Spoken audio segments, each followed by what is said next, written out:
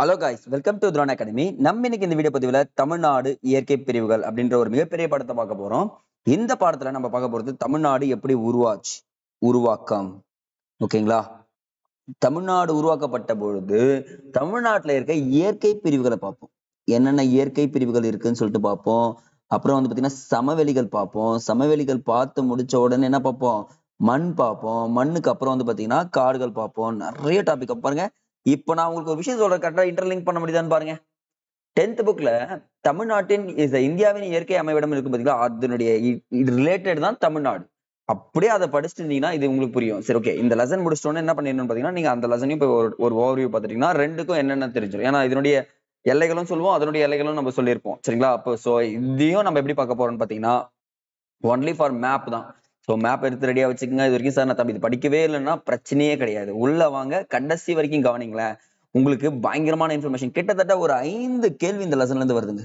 எந்த அளவு கேட்கறான்னு தெரியல. ஆனா 5 கொஸ்டின் ஷார்ப்பா கேட்டிருக்கோம். எவ்ரி இயர் நாங்க அனலைஸ் பண்ணி வச்சுக்கிறேன். ஸோ நான் இது எப்படி எல்லாம் கேட்டிருக்காங்க, எப்படி எல்லாம் பண்றாங்கன்றத நான் உங்களுக்கு சொல்லிடுறேன். ஜஸ்ட் ஃபாலோ பண்ணுங்க. சரி, ஓகே. தமிழ்நாடுன்னு தெரிஞ்சுக்கிறதுக்கு முன்னாடி சில விஷயங்கள் தெரிஞ்சுக்கணும். புவியியல் சிறந்த குடிமகனாக விளங்குவதற்கான முதல் படி தான் வசிக்கும் பகுதியை பற்றி கற்றறிவதாகும். அப்போ ஒருத்தன் தன்னுடைய பகுதியை பற்றி கற்றறிஞ்சதான் என்ன பண்ண முடியும், மத்ததை பத்தி தெரிஞ்சுக்க முடியும். ஏன்னா ஈஸியா சொல்லிடலாம். ஒரு ஊர்ல ஒருத்தருக்கான அவனுடைய ஊர் எல்லைகள் கேட்டா சொல்லிடுவான். தமிழ்நாட்டுடைய எல்லைகள் கேட்டா சொல்லுவான். இந்தியாவுடைய எல்லைகள் கேட்டா கொஞ்சம் திணறுவான். உலகத்துடைய எல்லைகள் கேட்டா கொஞ்சம் அதோட கொஞ்சம் கஷ்டமா இருக்கும். பட் ஆனா படிச்சு தெரிஞ்சுக்க வேண்டிய விஷயங்கள்ல இதுவும் ஒண்ணு சொல்றாங்க. அப்போ தமிழ் மொழி, பிறப்பியல், மாநிலம் எப்படி உருவாச்சு, இதனுடைய அமைவிடம், இதனுடைய பரப்பளவு, இயற்கை பிரிவுகள், அப்புறம் வந்து பாத்தீங்கன்னா ஆறுகள், காலநிலை, மண், அப்புறம் வந்து பாத்தீங்கன்னா இயற்கை தாவரங்கள் எல்லாத்தையுமே இந்த பாடத்துல நம்ம பார்க்க போறோம். ஜஸ்ட் ஃபாலோ, அவ்வளவுதான் நான் சொல்வேன். இதுல வந்து பாத்தீங்கன்னா இந்த பாயிண்ட் ரொம்ப ரொம்ப இம்பார்ட்டன்ட். நோட் பண்ணுங்க. 1956ஆம் ஆண்டு மாநில மறுசீரமைப்பு சட்டத்தின்படி மொழியின் அடிப்படையில் மாநிலங்கள் மறுசீரமைப்பு செய்யப்பட்டது அப்படின்னு சொல்றாங்க. அப்ப மொழி வாரியாக பிரிக்கப்பட்ட முதல் மாநிலம் சொல்லிட்டு கேட்டிருக்காங்க. இங்க கேட்டிருக்காங்க பாருங்க, ஆந்திரா. மொழி வாரியாக பிரிக்கப்பட்ட முதல் மாநிலம் இது ஆந்திர மாநிலம் சொல்லிட்டு சொல்லியிருப்பாங்க. இதுல வந்து பாத்தீங்கன்னா பொட்டி ஸ்ரீராமலும் சரி, பிரகாசமும் சரி, பொட்டி ஸ்ரீராமலும் சரி ரொம்ப பண்ணியிருப்பாங்க. இதுல பொட்டி ஸ்ரீராமலும் மரணமும் அடைஞ்சிருப்பாரு. பட் நல்லா தெரிஞ்சுக்கோங்க, உங்களுக்கு எக்ஸாம் பாயிண்ட் ஆஃப் வியூல மொழி வாரியாக பிரிக்கப்பட்ட முதல் மாநிலம் ஆந்திரான்னு தெரிஞ்சா போதுமானது. பாருங்க, இந்தியாவில் தமிழ்நாட்டின் அமைவிடம் சொல்லிட்டு கொடுத்துருக்கானா. இந்த இடத்துல நம்ம பார்க்க போறது இது மட்டும்தான். தமிழ்நாடு மட்டும்தான் பார்க்க போறோம். தமிழ்நாட்டுல என்னென்ன இருக்குன்றது பார்க்கலாமா? ரெடியா? டிராவல் பண்ண ரெடியா? அப்படியே டிராவல் பண்றீங்க, வேற எந்த ஆப்ஷனும் கிடையாதுங்க உங்களுக்கு. சரிங்களா? தமிழ்நாடு மேப் வரைஞ்சோன்னு வச்சுக்கோங்களேன், நீங்க என்ன பண்றீங்க, ஐயா இது தமிழ்நாடே கிடையாதையா அப்படின்ற அளவுக்கு சொல்லிடக்கூடாது. தமிழ்நாடு மாதிரி தான் இருக்கும், ஆனா தமிழ்நாடு. ஓகேங்களா? எக்ஸாம்பிளுக்கு ஓகேவா? இவ்வளவுதாங்க. இதுதான் தமிழ்நாடு. இதனுடைய எல்லைகள் மட்டும் தான் கேட்கிறேன். கிழக்கு பகுதியில, இந்த கிழக்கு பகுதியில நான் ஒரு பேர் வைக்கிறேன், கோடியக்கரை. அதுல புக்ல இருக்கிறதுலாம் யாரும் மனப்பாடம் பண்ணாதீங்க, இதை மட்டும் பாருங்க. கோடியக்கரை. ஓகேங்களா? மேற்கு பகுதி, இந்த பகுதி இருக்கும் ஒண்ணு மேற்குன்னு சொல்லிட்டு, இந்த பகுதியில ஆனைமலை. அடுத்தது இந்த பகுதி ஒண்ணு இருக்கும், வடக்குன்னு சொல்லலாமா, பழவேற்காடு ஏரி. பழவேற்காடு ஏரி இந்த பகுதி ஒண்ணு இருக்கும். சரிங்களா? இதுக்கு வந்து நான் என்ன பேர் வைக்கிறேன்னா குமரிமுனை. முடிஞ்சா பாருங்க. அப்போ எக்ஸாம் பாயிண்ட் ஆஃப் வியூல இதுதான் முக்கியம் உங்களுக்கு. வடக்கு தெற்கு தமிழ்நாட்டை சுத்தி இத்தனை மட்டும் தான் இருக்குன்னு சொல்லிட்டு. சரி, அச்சம் மற்றும் கிழக்கு அந்த தீர்க்க ரேகைகள் படி சார் அப்படின்னு சொன்னா இங்க ஆரம்பிக்குமா பாருங்க, தெரியுதுங்களா? இந்த இடத்துல ஆரம்பிக்குதா? அப்ப இதுக்கு நான் என்ன வைக்கிறேன்னா 8 டிகிரி 4 மினிட்ஸ் வட அச்சமா பாருங்க. வடக்குல இருந்து போதும், அப்படியே வடக்கே நோக்கி போயிட்டு இருக்கோம்.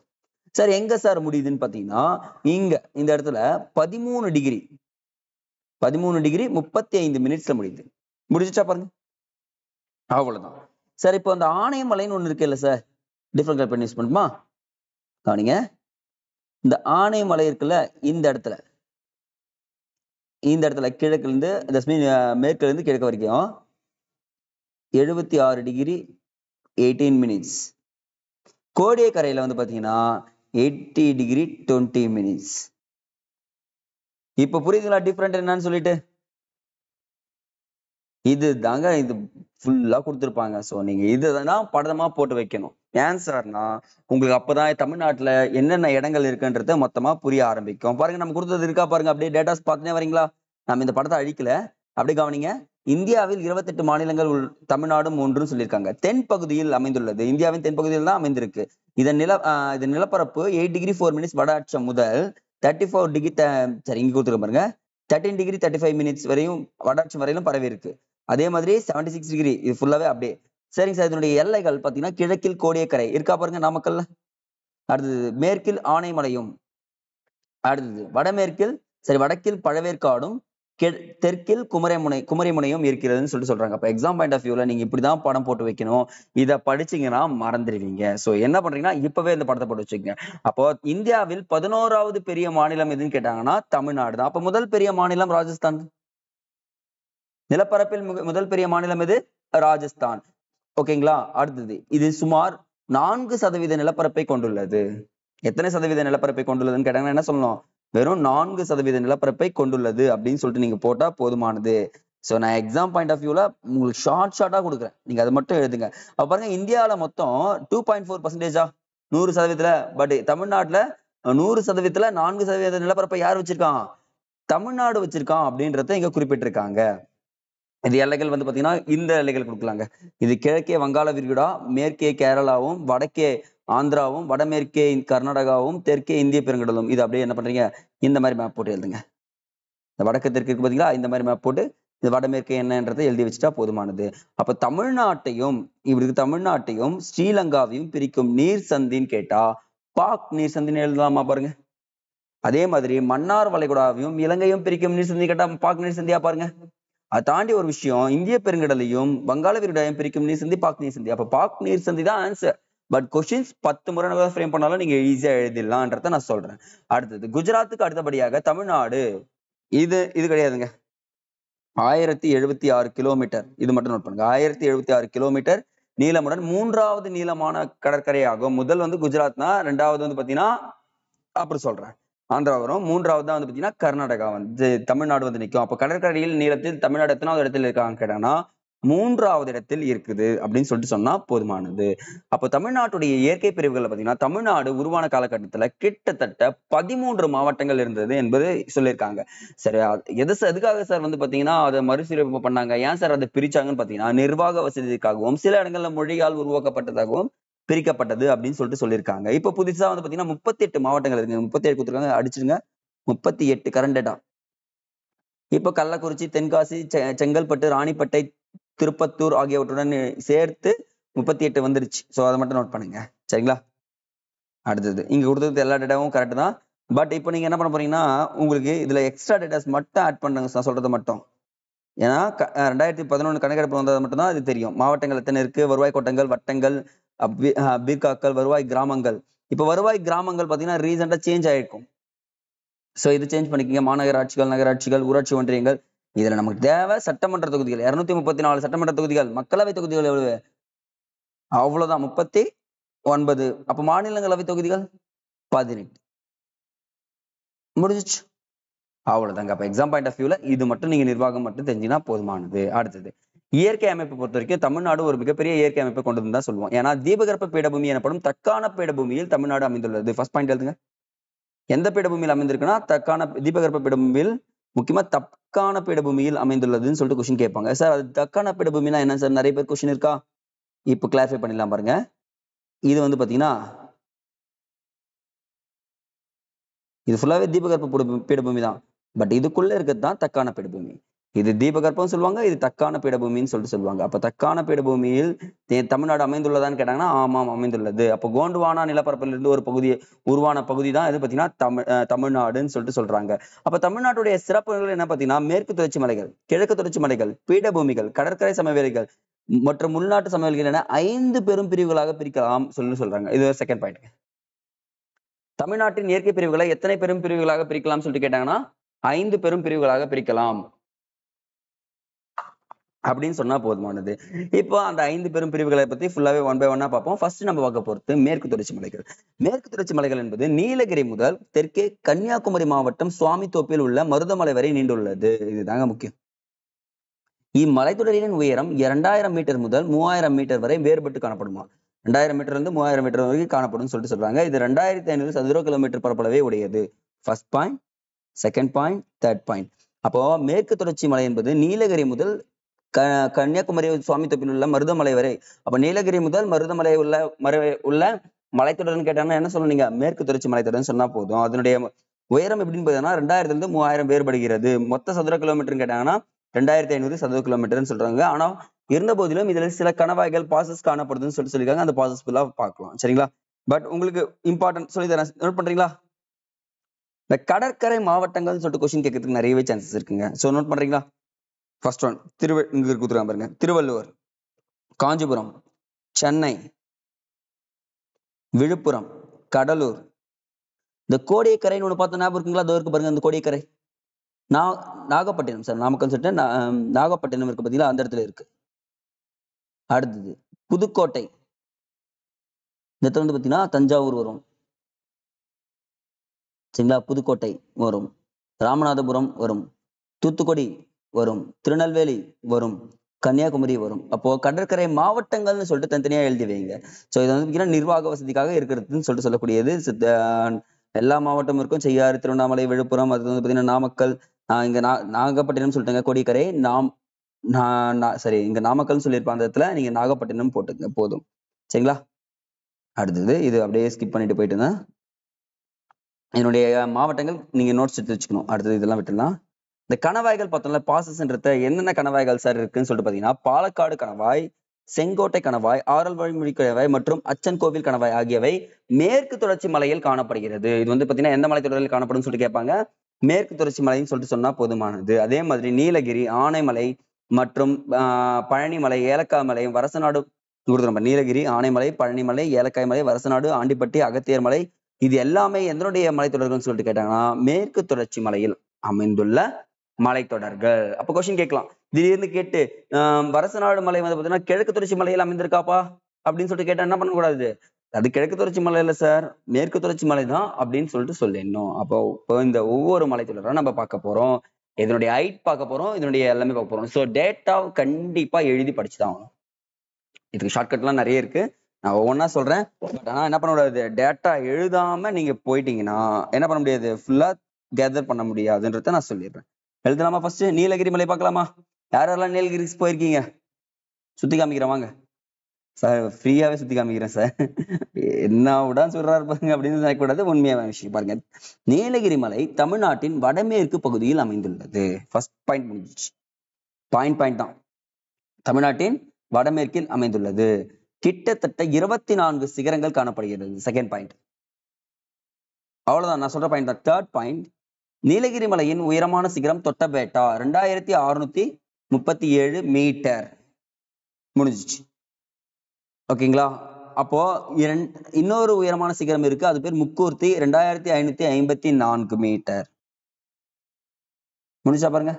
சரி சார், நீலகிரியில என்னென்ன சார் இருக்குன்னு சொல்லிட்டு பாத்தீங்கன்னா ஊட்டி, குன்னூர் ஆகியவை இம்மலையில் அமைந்துள்ளது. Fifth point. அவ்வளவுதான். அடுத்தது மாநில விலங்கான நீலகிரி வரையாடு இங்கு காணப்படுகிறது. Sixth point. முடிஞ்சிச்சா பாருங்க. அவ்வளவுதான் படிக்கணும், நீங்க எக்ஸ்ட்ரா உட்காந்து படிச்சுட்டு இருக்காதீங்க, நான் சொல்ற மாதிரி படிங்களேன். நீலகிரி மலை தமிழ்நாட்டின் வடமேற்கில் அமைந்துள்ளதா? ஃபர்ஸ்ட் பாயிண்டா.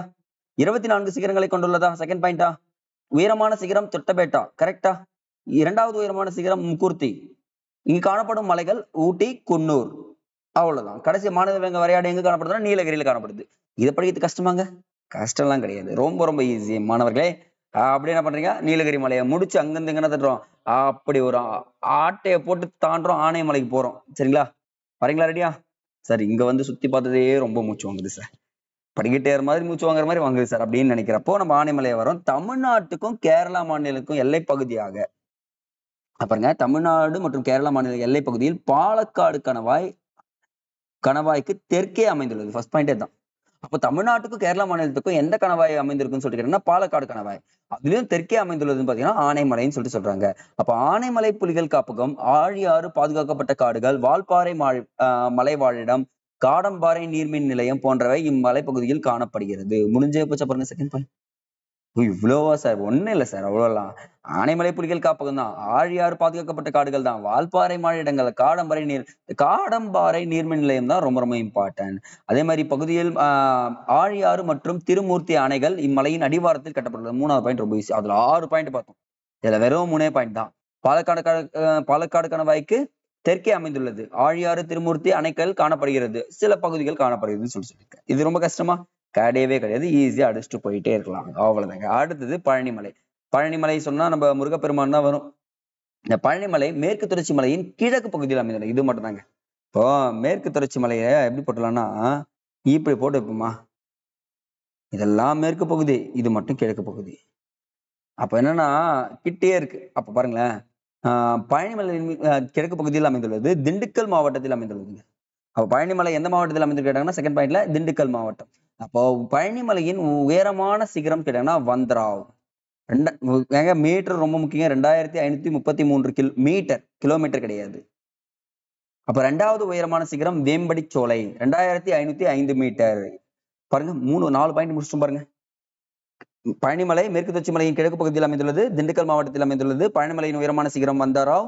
இதனுடைய 2வது உயரமான சிகரம் வேம்படி சோலை. அடுத்தது மலை வாழிடமான கொடைக்கானல் பழனிமலையின் தென்பகுதியில் அமைந்துள்ளது. எந்த பகுதியில் அமைந்துள்ளது கேட்பாங்க. தென்பகுதியில வடபகுதியிலன்னு சொல்லிட்டு. அப்போ மலை வாழிடமான கொடைக்கானல் பழனிமலையின் தென்பகுதியில் அமைந்துள்ளது. அப்போ பழனிமலையும் முடிஞ்சிச்சு. ஸோ இப்படி படிச்சீங்கன்னா உங்களுக்கு ரொம்ப ரொம்ப ஈஸியா இருக்கும். சரிங்களா? அடுத்தது பாத்தீங்கன்னா ஏலக்காய் மலை. அடுத்து பார்க்க போறது ஏலக்காய்னா என்ன அர்த்தம்னா அந்த இடத்துல நிறைய ஏலக்காய் விளையுமோ. அப்படின்னா தமிழ்நாட்டின் தென்மேற்கு பகுதியில் அமைந்துள்ள இம்மலை ஏலமலை குன்றுகள் எனவும் இங்கு அதிகமாக ஏலக்காய் பயிரிடப்படுவதால் இப்பெயர் பெற்றதுன்னு சொன்னாங்க. அது தவிர மிளகு, காபி பகுதியில் பயிரிடப்படும் முக்கிய பயிர்கள் சொல்லிட்டு சொல்லியிருக்காங்க. ஸோ எக்ஸாம் பாயிண்ட் ஆஃப் வியூல இதை மட்டும் நோட் பண்ணுங்க. அது தாண்டி ஒரு விஷயம் பார்த்தீங்கன்னா வடமேற்கில் ஆனைமலையோடும் வடகிழக்கில் பழனிமலையோடும் தென்கிழக்கில் ஆண்டிப்பட்டி மற்றும் வரசநாடு குன்றுகளோடும் இணைகிறது. அப்போ ஏலக்காய் மலையோடு இணையும் மலைகள்னு சொல்லிட்டு கேட்டாங்கன்னா ஆனைமலை, பழனிமலை, ஆண்டிப்பட்டி மலை, வரசநாடு மலை, இது எல்லாமே 4 மலையோட இணைகிறதுன்னு சொல்லியிருக்காங்க. இந்த டேபிள் நீங்க என்ன பண்ணணும்னா எழுதி வச்சுக்கணும்.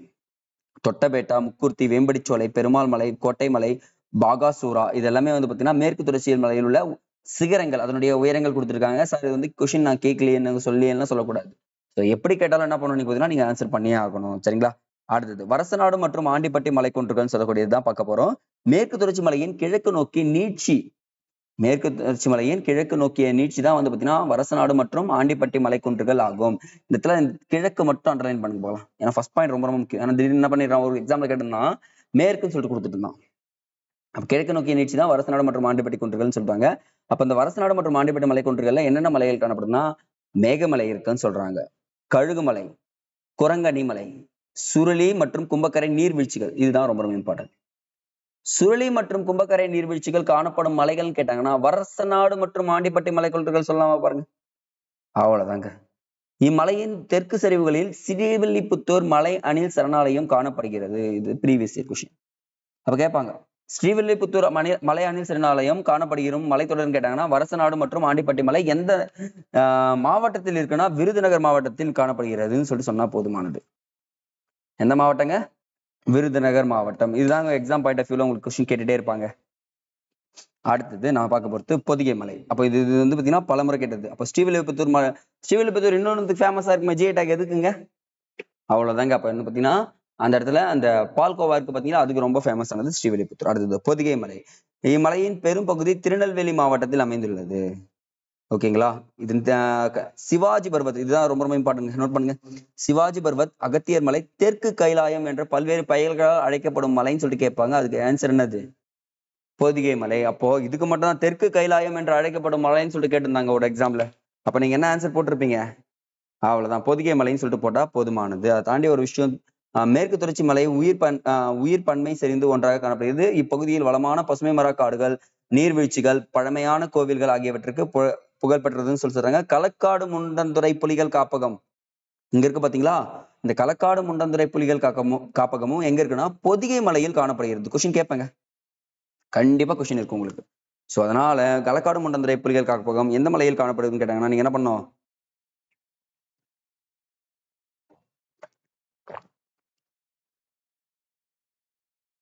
சரி பொதிகை மலையில் காணப்படுகிறதுன்னு சொல்லிட்டு சொன்னா போதுமானது. அடுத்தது ரொம்ப ரொம்ப இம்பார்ட்டன்ட்ங்க மகேந்திரகிரி குன்றுகள். ஏன்னா மேற்கு தொடர்ச்சி மலையிலும் மகேந்திரகிரி குன்றுகள் இருக்கும், கிழக்கு தொடர்ச்சி மலையிலும் மகேந்திரகிரி குன்றுகள் இருக்குன்னு சொல்லிட்டு சொல்லுவாங்க. இம்மலைத்தொடர் கன்னியாகுமரி மற்றும் திருநெல்வேலி மாவட்டங்களின் எல்லைகளாகவும் மேற்கு தொடர்ச்சி மலையின் தென்பகுதியிலும் அமைந்துள்ளது. இதன் சராசரி உயரம் பாருங்க 645 மீட்டர். இது மட்டும் சொன்னா போதுமானது, வேற எதுவும் தேவையில்லை. அப்ப மகேந்திரகிரி குன்றுகள் இவ்வளவுதாங்க இருக்கிறது. சரிங்களா? இதோட நான் பாத்தீங்கன்னா கிட்டத்தட்ட ஒரு 5 மலை பார்த்துருக்கோம் பாருங்க. நம்ம சொன்ன மலை எல்லாம் கரெக்டா இருக்கான்னு செக் பண்றீங்களா? பாருங்க, நீலகிரி பார்த்தோமா, பழனிமலை பார்த்தோமா, ஏலக்காய் மலை பார்த்தோமா, பார்த்துமாங்க. ஒவ்வொன்றும் சொல்லணுமா? ஆனைமலை, வரசநாடு குன்றுகள், பொதிகை மலை, மகேந்திரகிரி குன்றுகள், இது எல்லாமே எங்க காணப்படுதுன்னா மேற்கு தொடர்ச்சி மலைகளில் காணப்படும் குன்றுகள் சொல்லிட்டு சொன்னா போதுமானது. அடுத்தது நம்ம பார்க்கும்போது கிழக்கு தொடர்ச்சி மலைகள். ஆனா மேற்கு தொடர்ச்சி மலைகள் இடைவெளி விட்டு இருக்காது, ஏன்னா நேராவே இருக்கும். ஆனா இது கிழக்கு தொடர்ச்சி மலைகள் அப்படி கிடையாது, இடைவெளி விட்டு இருக்கும். ஏன் காரணம்னா இந்த படத்தை மூலமா தெரிஞ்சுக்கலாம். பாருங்களேன், இந்த இடத்துல நான் மேற்கு தொடர்ச்சி மலைகள் போடுறேன், இந்த இடத்துல கிழக்கு தொடர்ச்சி மலைகள் போடுறேன். முடியுதுங்களா? இப்ப என்ன ஆகும்னா இங்க நிறைய ஆறுகள் உருவாகிட்டு வந்து இங்க கலக்குங்க. எங்க? வங்காள விரிகுடாவில் கலக்கும். இப்படி கலக்கும் போது இந்த மலைப்பகுதி என்ன பண்ணிடும் பார்த்தீங்கன்னா மொத்தமா அடிச்சுன்னு போயிடும். புரியுதுங்களா? அடிச்சுட்டு இந்த இடத்துல என்ன மலைகள் இடுக்கே செல்கிறது, மலைகளை அடித்து பள்ளத்தாக்கா உருவாக்கிட்டு என்ன பண்ணும், டெல்டா பகுதியா ஆயிடும். அதுதாங்க காரணம். அப்ப கிழக்கு தொடர்ச்சி மலைகள் இடைவெளி விட்டு காணப்படுவதற்கு ஒரே காரணம் பார்த்தீங்கன்னா இங்கு மேற்கு தொடர்ச்சி மலையில் உருவாகும் ஆறுகள்னு சொல்லிட்டு சொன்னா போதுமானது. அப்ப இங்க காணப்படும் மலைகள் பார்த்தீங்கன்னா ஜவ்வாது மலை, நோட் பண்ணுங்க, சேர்வராயன், கல்வராயன், கொல்லிமலை, பச்சை மலை, இது எல்லாமே தமிழ்நாட்டின் கிழக்கு தொடர்ச்சி மலைகளின் முக்கிய குன்றுகள் ஆகும்னு சொல்லிட்டு சொல்றாங்க. சரிங்களா? அப்ப நம்ம ஒவ்வொன்னா பார்க்கலாமா? ரெடி? யாரெல்லாம் இந்த இடத்துல இருக்காங்களோ, யாரெல்லாம் இல்லையோ, எல்லாமே டிராவல் ரெடியா? பேக் எடுத்து மாட்டீங்க, ஏஞ்சி தண்ணி குடிங்க, உட்காந்து கவனிச்சுட்டே இருந்தது அப்படி ஆகிட்டே இருக்கும். அப்ப கிழக்கு தொடர்ச்சி மலையின் நீட்சியான மலைகள் திருவண்ணாமலை மற்றும் வேலூர் மாவட்டங்களில் பரவி உள்ளதுங்க. அப்ப எந்தெந்த மாவட்டத்தில் ஜவ்வாது மலை காணப்படுதுன்னா திருவண்ணாமலை மற்றும் வேலூர். இம்மலையின் பாத்தீங்கன்னா இவ்விரண்டு மாவட்டங்களையும் பிரிக்கிறது, திருவண்ணாமலையும் வேலூரையும் பிரிக்குதுன்னு சொல்லிட்டு சொல்றாங்க. சராசரி உயரம் பாத்தீங்கன்னா 1100 மீட்டர் முதல் 1150 மீட்டர் வரை கொண்டதுன்னு சொல்லிட்டு சொல்லியிருக்காங்க. அப்ப இம்மலையின் உயரமான சிகரம் மேல்பட்டு கொடுத்துருக்கோம் பாருங்க. இம்மலையின் உயரமான சிகரம் மேல்பட்டு என்ற ஒரு சிகரம். அப்ப கொஸ்டின் கேட்பாங்க, ஜவ்வாது மலையின் உயரமான சிகரம் சொல்லிட்டு கேட்டாங்கன்னா என்ன சொன்னீங்க? மேல்பட்டுன்னு சொல்லிட்டு சொல்லணும். அதே மாதிரி இந்த மலையில் காணப்படும் நீல நிற சாம்பல் கிரானைட் பாறைகளால் உருவானது. இம்மலைப்பகுதிகள் பல நீல நிற கிரானைட் பாறைகளால் உருவானதுன்னு சொல்றாங்க. இது மலையில மட்டும்தாங்க பழங்கள், மருத்துவ மூலிகைகள், சந்தன மரங்கள் பெயர் பெற்றதுன்னு சொல்லிட்டு சொல்றாங்க. அதே மாதிரி சட்டவிரோத மரம் வெட்டுதலால் தற்போது இங்க பகுதியில் சந்தன மரங்கள் அழிக்கப்பட்டு வருது. சந்தன மரம் எல்லாமே என்ன பண்ண ஆரம்பிச்சிட்டாங்க பாத்தீங்கன்னா அழிஞ்சிட்டே வருதுன்னு சொல்லிட்டு சொல்லியிருக்காங்க. ஸோ எக்ஸாம் பாயிண்ட் ஆஃப் வியூல இதை மட்டும் நீங்க தெரிஞ்சுக்கிட்டா போதுமானது, வேற எதுவுமே தேவையில்ல. எக்ஸ்ட்ரா இன்ஃபர்மேஷன் நான் கொடுத்துக்கிறேன், பட் இருக்கிறத நம்ம தெளிவா படிச்சுனா எக்ஸ்ட்ரா வந்தா ஈஸியா எலிமினேஷன் பண்ணிடலாம்னு நான் சொல்றேன். அடுத்தது கல்வராயன் மலை. கல்வராயனால கல்லர் தாங்க அர்த்தம். அப்போ அந்த பகுதியில பழங்குடியினர் பண்டைய கால பெயர் கல்லறம். அதுல எல்லாம் கொள்ளையடிக்கிறதா இருந்தாங்களாம், அதனால என்ன பண்ண வச்சிட்டாங்கன்னா கல்வராயன்னு சொல்லிட்டு வச்சிட்டாங்களாம். பட் அப்படிலாம் கிடையாது. இந்த இடத்துல கல் உடைக்கிறவங்க நிறைய இருந்தாலும் கல்லர்னு சொல்லுவாங்களாம். ஸோ இந்த இடத்துல கல்வராயன்னா கல்லர் அப்படின்றத ஞாபகம் வச்சுக்கோங்க. தமிழ்நாட்டில் கிழக்கு தொடர்ச்சி மலைகளில் ஒரு முக்கியமான மலைன்னு சொல்லிட்டு சொன்னா இதுதான் சொல்லுவாங்க. ஏன்னா இந்த ஜவ்வாது மலை மற்றும் சேர்வராயன் மலைகளுடன் இணைந்து காவேரி மற்றும் பாலாறு, இதுதான் ரொம்ப ரொம்ப இம்பார்ட்டன்ட், வடிநில பகுதியை பிரிக்கிறதுன்னு சொல்லிட்டு கேட்டாங்கன்னா இந்த மலை கல்வராயன் மலைன்னு சொன்னா போதுமானது. இது சராசரி உயரம் ஜஸ்ட் நோட் பண்ணிக்கங்க, வேற எதுவும் தேவையில்ல. அடுத்தது சேர்வராயன் மலை தாங்க ரொம்ப ரொம்ப இம்பார்ட்டன்ட். உங்களுக்கு கொஸ்டின் கேட்கக்கூடிய ஏரியா இதுதாங்க. சேலம் நகருக்கு அருகே அமைந்துள்ளது, ஃபர்ஸ்ட் பாயிண்ட். அப்ப சேர்வராயன் சேலம் அப்படின்னு ஞாபகம் வச்சுக்கோங்க. அப்போ அந்த உள்ளூர் தெய்வம் ஒண்ணு இருக்குங்க, அந்த தெய்வம் பெயர் வந்து பாத்தீங்கன்னா சேர்வராயன் என்ற பெயரில் இருந்தது. அதுக்கப்புறம் காலப்போக்கில் சேர்வராயன் மலைன்னு மாற்றப்பட்டதுன்னு சொல்லிட்டு சொல்லியிருக்காங்க. அப்ப சோலை கரடு என்பது கிழக்கு தொடர்ச்சி மலையின் தென் பகுதியில் அமைந்துள்ள உயரமான சிகரம். நோட் பண்ணுங்க இது.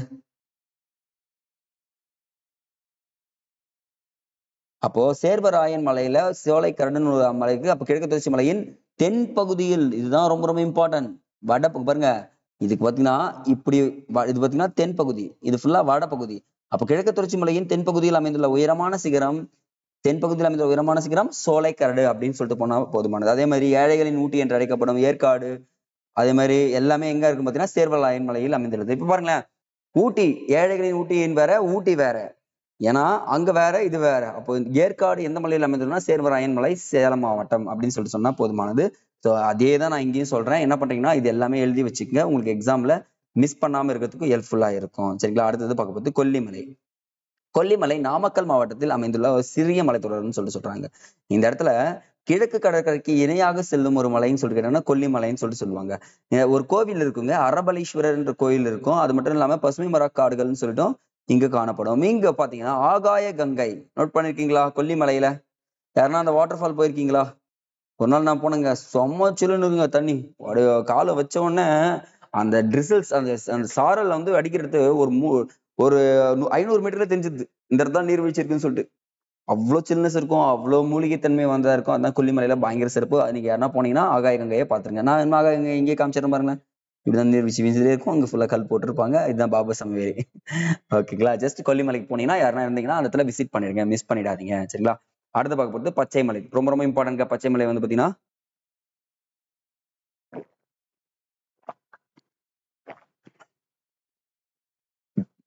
ஓகேங்க, திருச்சிராப்பள்ளி, பெரம்பலூர், சேலம் மாவட்டங்களில் உயரம் குறைந்த குன்றுகளாக இது காணப்படுகிறதுன்னு சொல்றாங்க. பசுமையா காணப்படுற ஒரே காரணத்தால இது என்ன பண்றாங்க பாத்தீங்கன்னா பச்சை மலைன்னு சொல்லிடுறாங்க. இம்மலைகளில் பலாப்பழம் ஒரு குறிப்பிடத்தக்க வேளாண் பருவ விளைபொருட்களை தருகிறது அப்படின்னு சொல்றாங்க. பலாப்பழம் பச்சை மலையில அதிகமா விளையும். அப்ப பலாப்பழம் அதிகமா விளையும் மலைன்னு சொல்லிட்டு கேட்டாங்கன்னா நீங்க என்ன பண்ணணும்? பச்சை மலை அப்படின்னு சொல்லிட்டு சொன்னா போதுமானது, வேற எதுவும் தேவையில்லை. சரிங்களா? சரி, ஓகே, ரெடியா? என்னங்க சார் திடீர்னு கூப்பிட்டு ரெடியான்ட்டீங்க? தமிழ்நாட்டில் அமைந்த முக்கிய மலைகள் ஒவ்வொரு மாவட்டமும் இது தாங்க பல முறை கேட்டிருக்காங்க கொஸ்டின் ஏரியாவே இதுதான். சோ இந்த டேபிள் என்ன பண்ணணும்னா இன்னைக்கே எழுதி சார், நாளைக்கும் தள்ளி போட்டீங்கன்னா அது போயிட்டே இருக்கும். இப்பவே எழுதி என்ன பண்றீங்கன்னா நீங்க படிக்கிற ஸ்டடி ரூம்ல ஓட்டிடுங்க. 1 மார்க் வேணும்ல உங்களுக்கு, அப்ப நான் சொல்றதுதான் பண்ணணும். ரெடியா? கோயம்புத்தூர்ல யாரெல்லாம் இருக்கீங்களோ போவாதவங்க எல்லாம் தெரியும். இப்ப நான் கோயம்புத்தூர் கூட்டு போயிட்டு காமிக்க போற மலை தான் மருதமலை, வெள்ளையங்கிரி மலை, ஆனைமலை. அப்ப கோயம்புத்தூர்ல மருதமலை, வெள்ளையங்கிரி, ஆனைமலை. ரெண்டாவது தர்மபுரியில கூட்டு போறேன். தர்மபுரியில வந்து பாத்தீங்கன்னா தீர்த்தமலை, சித்தேரி, வத்தல் மலை. தீர்த்தமலை, சித்தேரி, வத்தல் மலை. திண்டுக்கல்ல பழனிமலை, கொடைக்கானல். அங்க பிரிச்சு பார்த்தா ஒன்னா பாக்குறோம். ஈரோடுல சென்னிமலை, சிவன்மலை. சென்னிமலை, சிவன்மலை. வேலூர்ல ஜவ்வாது, ஏலகிரி, ரத்தினமலை. நாமக்கல்ல இருக்க ஒரே ஒரு மலை கொல்லிமலை. சேலத்துல சேர்வராயன், கஞ்சமலை, சுண்ணாம்பு குன்றுகள். கள்ளக்குறிச்சியில கல்வராயன் மலை. விழுப்புரத்துல செஞ்சிமலை. பெரம்பலூர்ல பச்சை மலை. கன்னியாகுமரியில மருதுவாழ் மலை. திருநெல்வேலியில மகேந்திரகிரி மற்றும் அகத்தியர் மலை. நீலகிரியில நீலகிரி மலை. அவ்வளவுதான். இதெல்லாம் கஷ்டமா பாருங்க சார். நீங்க ஈஸியா சொல்லிட்டீங்க சார். பட் நான் எப்படி சார், வேற ஆப்ஷனே கிடையாது. ஈஸியா நான் வச்சுக்கலாம்னு நீங்க.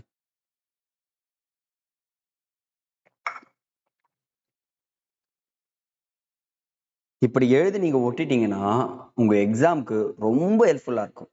சரிங்களா? இப்படி சொல்றதுன்னா வேற லெவல்ல ஹெல்ப் பண்ணணும்னு சொல்லிட்டு சொல்லிடுறேன். சரிங்களா? இப்பவே அடுத்தது பீடபூமிகள். தமிழ்நாட்டுல சில பீடபூமிகள் இருக்கு. அதை மட்டும் நான் இம்பார்ட்டன்ஸ் மட்டும் தரேன். எல்லாத்தையும் உட்காந்து படிச்சுட்டு இருக்காதீங்க. பட் ஆனா இந்த டேபிள் இப்போ எழுதி விட்டுருங்க. நாளைக்கு மறந்துச்சுன்னு சொல்லிட்டு ஃபீல் பண்ணுவீங்க. படிக்கும் போது ஈஸியா இருக்கும். பீடபூமிகளை பொறுத்த வரைக்கும் தமிழ்நாட்டில் மேற்கு தொடர்ச்சி மலைகள், கிழக்கு தொடர்ச்சி மலைகள் இடையே அமைந்துள்ளது. முக்கோண வடிவத்தில் அமைந்தது தான் இந்த தக்கான பீடபூமின்னு சொல்லிட்டு சொல்றதுதான். நம்ம அதையும் பார்த்திருப்போம். தமிழ்நாட்டின் வடமேற்கு பகுதியில் அமைந்திருக்கும் பாரம்ஹால் பீடபூமியானது மைசூர் பீடபூமியின் ஒரு பகுதியாகும். அப்ப பாரமஹால் பீடபூமி எந்த பகுதி பீடபூமியின் பகுதின்னு கேட்டாங்கன்னா மைசூர் பீடபூமின்னு சொல்லிட்டு சொன்னா போதுமானது. அது வந்து பாத்தீங்கன்னா இந்த பீடபூமியில் தர்மபுரி, கிருஷ்ணகிரியில் மாவட்டங்களிலும் அமைந்திருக்குன்னு சொல்லிட்டு சொல்லியிருக்காங்க. ரெண்டாவது கோயம்புத்தூர் பீடபூமி. கோயம்புத்தூர் பீடபூமி வந்து பாத்தீங்கன்னா நீலகிரி, தர்மபுரி மாவட்டங்களுக்கு இடையே அமைந்திருக்குங்க. Second point. கோயம்புத்தூர் பீடபூமி எந்த மாவட்டங்களுக்கு இடையேனா நீலகிரி, தர்மபுரி. அதை மட்டும் வேற எதுவுமே எழுதாதீங்க. சரிங்களா? தண்ணி குடிச்சுக்கிறேன்.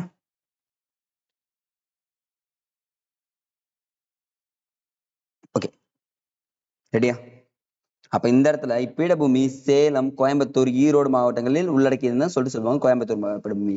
அது மட்டும் இல்லாம மோயர் ஆறு இப்பீடபூமியை மைசூரில் இருந்து பிரிக்கிறது. அந்த மோயர் ஆறுன்னு ஒரு ஆறு போகுமா, அதான் மைசூர்ல இருந்து தனியா பிரிக்குதுன்னு சொல்லிட்டு சொல்லியிருக்காங்க. அடுத்தது மேற்கு தொடர்ச்சியில் உற்பத்தியாகும் ஆறுகள் பாத்தீங்கன்னா பவானி, நொய்யல், அமராவதி ஆறுகள்னு சொல்லிட்டு சொல்லக்கூடியதுதான் மேற்கு தொடர்ச்சியில் உருவாகும் ஆறுகள். ஓகேங்களா? நீலகிரி பகுதியில் பல மலையிட பீடபூமிகள் காணப்படுது. நீ எங்க போனாலும் பீடபூமிகள் அதிகமா காணப்படும். அது மேற்கு தொடர்ச்சி மலைகள்ல மட்டும்தான்றத நான் சொல்லிடுறேன். இந்த சிகூர் பீடபூமி எந்த மலைத்தொடரில் அமைந்துள்ளதுன்னு சொல்லிட்டு கேட்டாங்கன்னா கண்ணை மூடிட்டு மேற்கு தொடர்ச்சி மலைகள் போடுங்க. வேற எதுவுமே தேவையில்லை. கொஸ்டின்ல சிகூர் பீடபூமி மேற்கு தொடர்ச்சி மலையில் அமைந்துள்ளது. ஒன்லைனர் மாதிரி எழுதினே வாங்க பார்க்கலாம். மதுரை பீடபூமி மதுரை மாவட்டத்துன்னு சொல்லிட்டு சொல்லிடலாம். ஓகேங்களா? அதே மாதிரி மேற்கு தொடர்ச்சி மலையின் அடிவாரத்தில் வைகை, தாமிரபரணி வடிநில பகுதிகளும் அமைந்துள்ளதுன்னு சொல்லிட்டு சொல்லியிருக்காங்க. ஸோ பீடபூமின்னு பார்த்தீங்கன்னா உங்களுக்கு 4 பாயிண்ட் தான் சொல்லியிருக்கேன். ஃபர்ஸ்ட் பாரம்ஹால் பீடபூமி, கோயம்புத்தூர் பீடபூமி, மோயர் ஆறு, மேஹர் ஆறு, அதுக்கப்புறம் மேற்கு தொடர்ச்சி உற்பத்தியாகும் ஆறுகள், அதுக்கப்புறம் சிகூர் பீடபூமி எந்த எந்த மலைத்தொடர்னு சொல்லிட்டு கேட்டிருக்கேன். வைகை, தாமிரபரணி. இதை மட்டும் நீங்க சொன்னா போதுமானது. அடுத்தது சமவெளிகள்ங்க. சமவெளிகளை பொறுத்த வரைக்குமே பாத்தீங்கன்னா தமிழ்நாட்டில் இரு வகையான சமவெளிகள் காணப்படுமா? ஒண்ணு உள்நாட்டு சமவெளி, இன்னொன்னு கடற்கரை சமவெளின்னு சொல்லிட்டு சொல்லக்கூடியது. நம்ம ஃபர்ஸ்ட் என்ன பண்ணிடலாம்னு பாத்தீங்கன்னா உள்நாட்டு சமவெளிகளை ஃபுல்லா பாத்துருவாங்க. என்னென்னலாம் இருக்கு, எங்கெங்கெல்லாம் இருக்குன்னு சொல்லிட்டு ஃபர்ஸ்ட் ஒன்று பாருங்க. பாலாறு, பொன்னையாறு, காவேரி, தாமிரபரணி அவை எல்லாமே என்ன சொல்றேன் நானு உள்நாட்டு சமவெளின்னு சொல்லிட்டு சொல்றேன். இது எல்லாமே உள்நாட்டு சமவெளிகள். அதே மாதிரி காவேரி சமவெளியானது நோட் பண்ணுங்க. சேலம், ஈரோடு, கரூர், திருச்சி, புதுக்கோட்டை, தஞ்சாவூர், திருவாரூர், நாகப்பட்டினம் ஆகிய மாவட்டங்களில் பரவி உள்ளது. அப்ப காவேரி சமவெளி பரவி உள்ள மாவட்டங்கள் சொல்லிட்டு உங்களுக்கு கேட்டாலும் என்ன பண்ணணும், நீங்க ஈஸியா அடிச்சு. அப்ப தமிழ்நாட்டில் கடற்கரை சமவெளியானது கோரமண்டலம் அல்லது சோழமண்டலம் என சோழர்கள் எனவும் அழைக்கப்படுகிறது. அப்ப கடற்கரை சமவெளி எல்லாமே நம்ம என்ன நினைக்கிறேன், கோரமண்டலம் அல்லது சோழமண்டலம் சொல்லி சொல்றேன். நம்ம படத்துல பாக்குறேன், நான் உங்களுக்கு படத்துல எல்லாமே சொல்லித்தரேன். இதோ வந்துருச்சு பாருங்க. ரெடியா சார்? Ready sir. நான் முக்கியமான ஆறுகள் மட்டும் சொல்றேனே, கொஞ்சம் நோட் பண்ணிக்கிறீங்களா? இதோ சொல்றாங்க பாருங்க.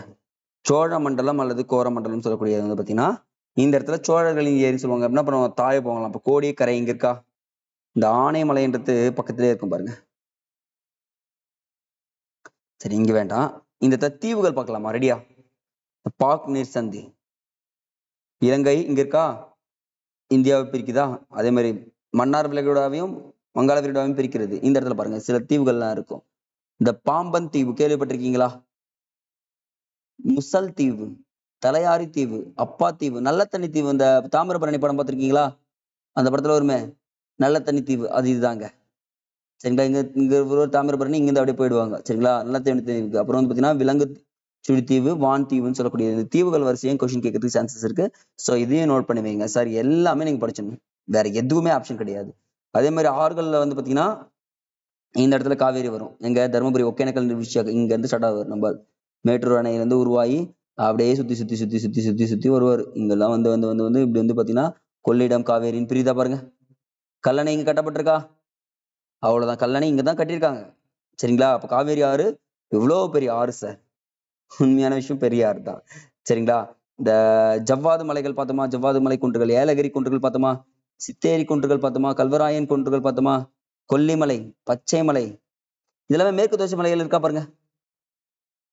அவ்வளவுதான். சரிங்களா? இந்த தொட்டபெட்டா நீலகிரி மலையின் குன்றுகள், அடுத்து கொங்கு நாடு உயர்நிலம், அது வந்து ஆனைமலை, இது பெருமாள் மலை, இது எல்லாமே ரொம்ப ரொம்ப. ஆண்டிப்பட்டி குன்றுகள், வரசநாடு குன்றுகள், அகத்திய மலை, தாமிரபரணி, இதெல்லாமே ஜஸ்ட் நீங்க படத்துல தெரிஞ்சுக்கணும். ஏன்னா இந்த படம் தெரிஞ்சா மட்டும்தான் என்ன பண்ண முடியும், உள்ள போய் அட்டன் பண்றப்போ ரொம்ப ரொம்ப ஈஸியா இருக்குன்றத நான் சொல்லிடுறேன். சரிங்களா? அடுத்து உள்ள போயிடலாமா?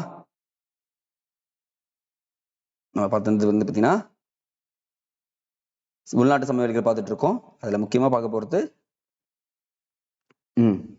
ராமநாதபுரம் மற்றும் தூத்துக்குடி மாவட்டங்களில் கடற்கரை ஓரங்கள் உருவாக்கப்பட்ட மணல் குன்றுகள் தெரி என அழைக்கப்படுகிறதுங்க. அப்போ கடற்கரை சமவெளிகள்ல இந்த ராமநாதபுரம் தூத்துக்குடி பகுதியில் காணப்படுறது நான் என்ன சொல்றேன்னா இந்த இடம் சொல்றேன் பாருங்க.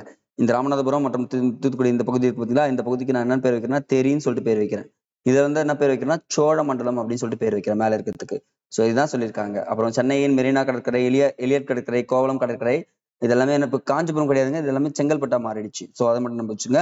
வெள்ளி கடற்கரை வந்து பார்த்தீங்கன்னா கடலூர், இது எல்லாமே புகழ்பெற்ற கடற்கரை. ஏன்னா இப்ப மெரினானா அப்படியே அழகா போயிட்டு என்ன பண்ணுவாங்க, எல்லாருமே விசிட் பண்ணுவாங்கல்ல, அதுதான் அங்க சொல்லியிருக்காங்க. ஸோ எக்ஸாம் பாயிண்ட் ஆஃப் வியூல அதை மட்டும் நீங்க தெரிஞ்சுக்கினா போதுமானது, வேற எதுவும் தேவையில்லை. சரிங்களா? அடுத்தது வடிகால் அமைப்பு. வடிகால் அமைப்பு பொறுத்த வரைக்குமே நீங்க ஞாபகம் வச்சுக்க வேண்டியது, தமிழ்நாட்டுல ஆறுகள் எப்படி இருக்கு பாத்தீங்கன்னா கொஞ்சம் வற்றும் ஆறுகள் தாங்க. எல்லா ஆறும் வற்றி போயிட்டு இருக்கோம் பாருங்க. எதனா வெள்ளப்பெருக்கோ பெருத்த மழையா வந்தாதான் என்ன கிடைக்கும், நமக்கு தண்ணீர் என்பதே கிடைக்கிறது அப்படின்னு சொல்லிட்டு சொல்லியிருக்காங்க. தமிழ்நாட்டின் உயிர் நாடின்னு பாத்தீங்கன்னா ஆறுகள் தான் சொல்றாங்க. ஏன்னா இந்த காவேரி, பாலாறு, பொன்னை, வைகை, தாமிரபரணி ஆறுகள் சொல்லுவாங்க. தாமிரபரணி ஆற்றை தவிர மற்ற ஆறுகள் அனைத்தும் வற்றும் ஆறுகள்ங்க. அவ்வளவுதாங்க கொஸ்டின். தாமிரபரணி ஆற்றை தவிர்த்து மற்ற ஆறுகள் எல்லாமே வற்றும் ஆறுகள். அப்ப தாமிரபரணி தென்மேற்கு மற்றும் வடகிழக்கு ஆகிய இரு பருவ மழை காலங்களிலும் மழை பெறுவதால் வற்றாத நதியாக பெறுகிறது. தென்மேற்கு மூலமாவும் மழை கிடைக்குது, வடகிழக்கு மழை மூலமாவும் மழை கிடைக்கிறது. அதனாலதான் இது என்ன சொல்றேன் நானு, வற்றாத நதி அப்படின்னு சொல்லிட்டு சொல்லிட்டு இருக்கேன். So datas எழுதிக்கிறீங்களா? எழுதிக்கிங்க பார்க்கலாம். ஃபர்ஸ்ட் காவேரியில இருந்து ஸ்டார்ட் பண்ணலாமா? ரெடி? காவேரி கூர்க் மாவட்டத்தில் மேற்கு தொடர்ச்சி மலையில் பிரம்மகிரி குன்றுகளில் தலைக்காவேரி என்னும் இடத்தில் உருவாகிறது. ஃபர்ஸ்ட் பாயிண்ட் தான். 850 கிலோமீட்டர் நீளத்தில் பாய்கிறது. தமிழ்நாட்டில் 416 கிலோமீட்டர். தமிழ்நாட்டில் தானே 416 கிலோமீட்டர். இங்க பாருங்க, கர்நாடகா மற்றும் தமிழ்நாடு ஆகியவற்றிற்கு இடையே சுமார் 64 கிலோமீட்டர் எல்லையாக அமைந்துள்ளது. கொஸ்டின் கேட்டிருக்காங்க. தமிழ்நாடு மற்றும் கர்நாடகா எல்லையாக காவேரி ஆறு எத்தனை கிலோமீட்டர்னா 46 கிலோமீட்டர் சொல்லிட்டு சொன்னா போதுமானது. தர்மபுரி மாவட்டத்தில் ஒகேனக்கல் என்னும் இடத்தில் நீர்வீழ்ச்சியாக உருவாகிறது. 5th point. அப்ப காவேரி ஆறு எந்த நீர்வீழ்ச்சியாக உருவாகிறதுன்னு சொல்லிட்டு கேட்டாங்கன்னா என்ன சொல்லணும் நீங்க? ஒகேனக்கல் நீர்வீழ்ச்சியாக உருவாகிறது. ஸ்டாலின் நீர்த்தேக்கம் என அழைக்கப்படும் மேட்டூர் அணை சேலம் மாவட்டத்தில் அமைந்துள்ளது. 6 பாயிண்ட். அவ்வளவுதாங்க. ஸ்டாலின் நீர்த்தேக்கம் என அழைக்கப்படும் மேட்டூர் அணை சேலம் மாவட்டத்தில் அமைந்துள்ளது. சரிங்களா? இதை மட்டும் நீங்க சொன்னா போதுமானது. நிறைய ஆறுகள் இருக்கும். அந்த வலது பக்க துணையார்கள், இடது பக்க துணையார்கள் நம்ம சொல்றோம். இந்த 6 பாயிண்ட் மட்டும் நோட் பண்ணுங்க, வேற எதுவும் நோட் பண்ணாதீங்க. அடுத்தது இங்க பாருங்க 7th பாயிண்ட். கரூரில் இருந்து 10 கிலோமீட்டர் தொலைவில் உள்ள திருமுக்கூடல் என்னும் இடத்தில் வலது கரையில் மேலும் 2 துணையாறுகளாக அமராவதி நொய்யல் என இணைகிறது. அமராவதி நொய்யல்னு சொல்லிட்டு ஜாயின்ட் ஆகும். அதே மாதிரி அகன்ற காவேரி என்றும் அழைக்கப்படுகிறது. இந்த ரெண்டுமே ஜாயின் பண்ணி என்ன சொல்றாங்க பாத்தீங்கன்னா அகன்ற காவேரி. அப்போ அகன்ற காவேரி என்று அழைக்கப்படும் இடம் சொல்லி கேட்டாங்கன்னா நீங்க என்ன சொல்லணும்? கரூர்னு சொன்னா போதுமானது, வேற எதுவுமே தேவையில்லை. சரிங்களா? அடுத்தது வடக்கிளை வந்து பாத்தீங்கன்னா வடக்கிளை இருக்கும். கொல்லேரன் அல்லது கொள்ளிடம் என்ற தென்கிளையும் காவேரியாகவும் பிரிகிறது. வடக்கிளை கொள்ளிடம் என்றும் தென்கிளை வந்து பாத்தீங்கன்னா காவேரி என்றும் வந்துட்டே இருக்கும். இது கொல்லேரின்னு போகும், இது காவேரின்னு போகும். புரியுதுங்களா? இது வடக்கு நோக்கி போதா, இது தெற்கு நோக்கி வருகிறது அப்படின்னு சொல்லிட்டு சொன்னா போதும். பட் இது ஒரு குறிப்பிட்ட பகுதி சென்ற உடனே சுமார் 16 கிலோமீட்டர் தொலைவில் பாய்ந்த பிறகு இவ்விரு கிளைகளும் ஸ்ரீரங்கத்தீவை உருவாக்கும். ஸ்ரீரங்கத்தீவை உருவாக்கி கிராண்ட் அணைக்கட்டு என்று அழைக்கப்படும் கல்லணை குறுக்கே கட்டப்பட்டுள்ளது. அப்போ கல்லணையை கட்டியவர் கரிகால சோழன் சொல்லிட்டு கேள்விப்பட்டிருக்கீங்களா? அப்போ எங்க கட்டப்பட்டிருக்குன்னா இந்த இடத்துல தான் ஸ்ரீரங்கத்தீவுக்கு அப்புறம் தான் கட்டப்பட்டிருக்குன்னு சொல்லியிருக்காங்க. அந்த காவேரி டெல்டா பகுதிகளுக்கு ஒரு பேர் வைக்கிறாங்க. தென்னிந்தியாவின் தோட்டம் என்றும் அழைக்கப்படும் சொல்லியிருக்காங்க. அதே மாதிரி கடலூருக்கு தெற்கே வங்கக்கடலில் கலக்கிறது. சரிங்களா? கடலூருக்கு தெற்கே எந்த கடலில் கலக்கிறதுனா வங்கக்கடலில். நம்ம இங்க தீவுகள் பார்த்தோன்னா இருக்குங்களா? பாம்பன், முயல் தீவு, குருசலை, நல்ல தண்ணி தீவு, புள்ளிவாசல், ஸ்ரீரங்கம், உப்பு தண்ணி தீவு, இது எல்லா தீவுக்குமே நான் என்ன சொல்லிட்டேன் உங்களுக்கு? இந்த படம் மட்டும் பாருங்கன்னு சொல்லியிருக்கேன். வேற எதுவும் நீ பார்க்காதீங்க. ஏன்னா இதை போய் படிச்சீங்கன்னா புரியாது. இந்த படத்துல மட்டும் தான் உங்களுக்கு புரிய ஆரம்பிக்கும். ஸோ இந்த படம் ரொம்ப ரொம்ப இம்பார்ட்டன்ட், வெரி வெரி இம்பார்ட்டன்ட்ன்றத ஞாபகம் வச்சுக்கோங்க. அடுத்து பார்க்க போறாரு பாலாறு. பாலாறு நமக்கு எக்ஸாம் பாயிண்ட் ஆஃப் வியூல ரொம்ப ரொம்ப முக்கியங்க. ஏன்னா பாலாறு கர்நாடகாவின் கோலார் மாவட்டத்தில் தலக்காவாரா கிராமத்திற்கு அப்பால் உற்பத்தி ஆகிறது. அப்ப இதுவும் பாத்தீங்கன்னா பாலாறும் கர்நாடக மாவட்டத்தில் தான் உருவாகிறது. கிட்டத்தட்ட வந்து பாத்தீங்கன்னா 57% தமிழகத்திலும் மீதமுள்ளதான் வந்து பாத்தீங்கன்னா கர்நாடகா, ஆந்திராவிலும் பாய்கிறது. அப்ப பாலாறு எத்தனை மாநிலங்கள் வழியா பாய்கிறதுனா 3 மாநிலங்கள் வழியா பாய்கிறது. அது அதிகமாக பாய்கிறது தமிழ்நாட்டில் தான். அப்ப பாலாறுன்றது தமிழ்நாட்டில் தான் அதிகமா போயிருதுன்னு சொல்லியிருக்காங்க. இதனுடைய கிளையாறுகள் பாத்தீங்கன்னா பொன்னி, கவுண்டினியா நதின்னு சொல்லக்கூடியது, மலட்டாறு, செய்யாறு. அப்ப செய்யாறுன்னு ஒரு ஆறு இருக்குங்க. அது வந்து பாத்தீங்கன்னா பாலாற்றோட துணையாறு தான். அப்புறம் கிளியாறு ஆகியவை பாலாற்றின் துணையாறுகள் என அழைக்கப்படுகிறது. இது மொத்த கிலோமீட்டர் நீளம் வந்து பாத்தீங்கன்னா 348 கிலோமீட்டர் சொல்லிட்டோம். இதனுடைய தமிழ்நாட்டில் மட்டும் 222 அப்படின்னு சொல்லக்கூடிய தொலைவும் பாய்கிறதுன்னு சொல்றாங்க. வேலூர், காஞ்சிபுரம் மாவட்டம் வழியாக சென்று கோவத்தூருக்கு அருகே உள்ள வங்காள விரிகுடாவில் செல்கிறது. அப்போ வேலூர், காஞ்சிபுரம், இந்த இடத்துல செங்கல்பட்டு ஆட் பண்ணிக்கோங்க. ஏன்னா பிரிச்சிட்டாங்கல்ல. செங்கல்பட்டு வழியாகவும் செல்கிறது அப்படின்னு சொன்னா போதுமானது. சோ இதுதான் வங்காள விரிகுடாவில் கலக்கிறதுன்னு சொல்லியிருக்காங்க. அடுத்தது பார்ப்பது தென்பெண்ணை ஆறு, தென்பெருணை ஆறுன்னு சொல்லுவாங்க. தென்பெருணை ஆறு இது நந்தி துர்கா, இதுவும் கர்நாடகா தான். பாருங்க, காவேரியும் கர்நாடகா தான், பாலாறும் கர்நாடகா தான், தென்பெண்ணை ஆறும் கர்நாடகா தான். நந்தி துர்கா மலைகளின் கிழக்கு சரிவுகளில் உருவாகிறதுன்னு சொல்லியிருக்காங்க. இதனுடைய கிலோமீட்டர் பாருங்க, இது மட்டும் 77% தமிழ்நாட்டில் உள்ளதுன்னு சொல்லியிருக்காங்க. எத்தனை சதவீதம்? 77% தமிழ்நாட்டில் உள்ளது. கிருஷ்ணகிரி, தர்மபுரி, வேலூர், திருவண்ணாமலை, கடலூர், விழுப்புரம் மாவட்டங்கள் வழியாக சேர்ந்து தென்கிழக்கு திசையில் இந்நதி பாய்கிறதுன்னு சொல்லியிருக்காங்க. எத்தனை கிலோமீட்டர்னா கிட்டத்தட்ட 247 கிலோமீட்டர்னு சொல்லியிருக்காங்க. இது 2 கிளைகளா பிரிக்கும். ஒண்ணு கெடிலம் அல்லது பெண்ணையாறு என 2 பிரிந்து இந்த திருக்கோவிலூர் அணைக்கட்டுக்கு அருகில் பிரிகிறதுன்னு சொல்லியிருக்காங்க. அப்ப திருக்கோவிலூர் அணைக்கட்டு எந்த ஆற்றின் குறுக்கே கட்டப்பட்டுள்ளதுன்னு சொல்லிட்டு கேட்டாங்கன்னா தென்பெண்ணை ஆறு அப்படின்னு சொல்லிட்டு சொன்னா போதுமானது. சரிங்களா? அடுத்தது இதனுடைய கிளையாறுகள் பார்த்தீங்கன்னா துணையாறுகள் சின்னாறு, மார்க்கண்ட் நதி, வாணியாறு, பாம்பன் ஆறு ஆகியவை இதனுடைய துணையாறுகள் சொல்லிட்டு சொல்லக்கூடியது. இதனுடைய கனமழை காரணமாக திடீர் குறுகிய வெள்ளப்பெருக்கை ஏற்படுத்துகிறது. தமிழ்நாட்டின் முக்கிய நீர்ப்பாசன ஆதாரமாக இருக்கும் பார்த்தீங்கன்னா பெண்ணையாறு அப்படின்னு சொல்லக்கூடியது சொல்றாங்க. இந்த ஆற்றின் குறுக்கே தான் 2 அணைகள் கட்டப்பட்டிருக்கு. இது வந்து ஒரு ப்ரீவியஸ் கொஸ்டின். சாத்தனூர் அணை நீங்க கேள்விப்பட்டிருப்பீங்க. திருவண்ணாமலை மாவட்ட மக்களே ஞாபகம் வச்சுக்கோங்க. சாத்தனூர் அணை பெண்ணை ஆற்றின் குறுக்கே கட்டப்பட்டுள்ளது. காவேரி ஆற்றின் குறுக்கே கிடையவே கிடையாது. அதே மாதிரி கிருஷ்ணகிரி அணையும் இந்த சாத்தனூர் அணை ஜஸ்மின் பெண்ணை ஆற்றை குறுக்கே தான் கட்டப்பட்டுள்ளதுன்னு சொல்றாங்க. இந்த பெண்ணை ஆறு இந்து சமய புனித நதியாகவும் கருதப்படுகிறது. ஏன்னா தமிழ் மாதமான தை மாதத்தில் இந்த ஆற்று பகுதியில் ஜனவரி பிப்ரவரி பல்வேறு விழாக்கள் கொண்டாடப்படுகிறது. இந்த ஆத்து திருவிழான்னு சொல்லுவாங்க சில கிராமங்கள்ல. நான் போய் எங்க ஆத்து திருவிழாவுக்கு போயிட்டு வரேன், ஆற்று திருவிழா ஆற்று திருவிழாவுக்கு போயிட்டு வரேன் அப்படின்னு சொல்லுவாங்க. அதுல நிறைய விசேஷமா இருக்கும். இப்ப 90s கிட்ஸ் எல்லாம் உள்ள போனாங்கன்னா பஞ்சு மிட்டாயில இருந்து ஐஸ்கிரீம் வரைக்கும் நல்லா சாப்பிட்டு தான் வருவோம். என்ன பண்ண மாட்டோம், அது சாமி அப்புறம் கும்பிட்டுக்கலாம் அப்படின்னு சொல்லிட்டு வந்துட்டு இருப்போம். பட் ஆனா இதுவும் வந்து பாத்தீங்கன்னா ஆறுகள்ல புனிதமா பேசப்படுகிறது. அடுத்தது பார்க்கும்போது 2 ஆறு தான் ஈஸியா முடிச்சிடலாம். அதை முடிச்சுட்டு இந்த மேப் போட வச்சிடறேன் உங்களை. அடுத்தது வைகை. வைகை ஆறு தமிழ்நாட்டின் மேற்கு தொடர்ச்சி மலையில் உள்ள வரசநாடு குன்றுகளின் கிழக்கு பகுதி சரிவுகளில் உருவாகிறது.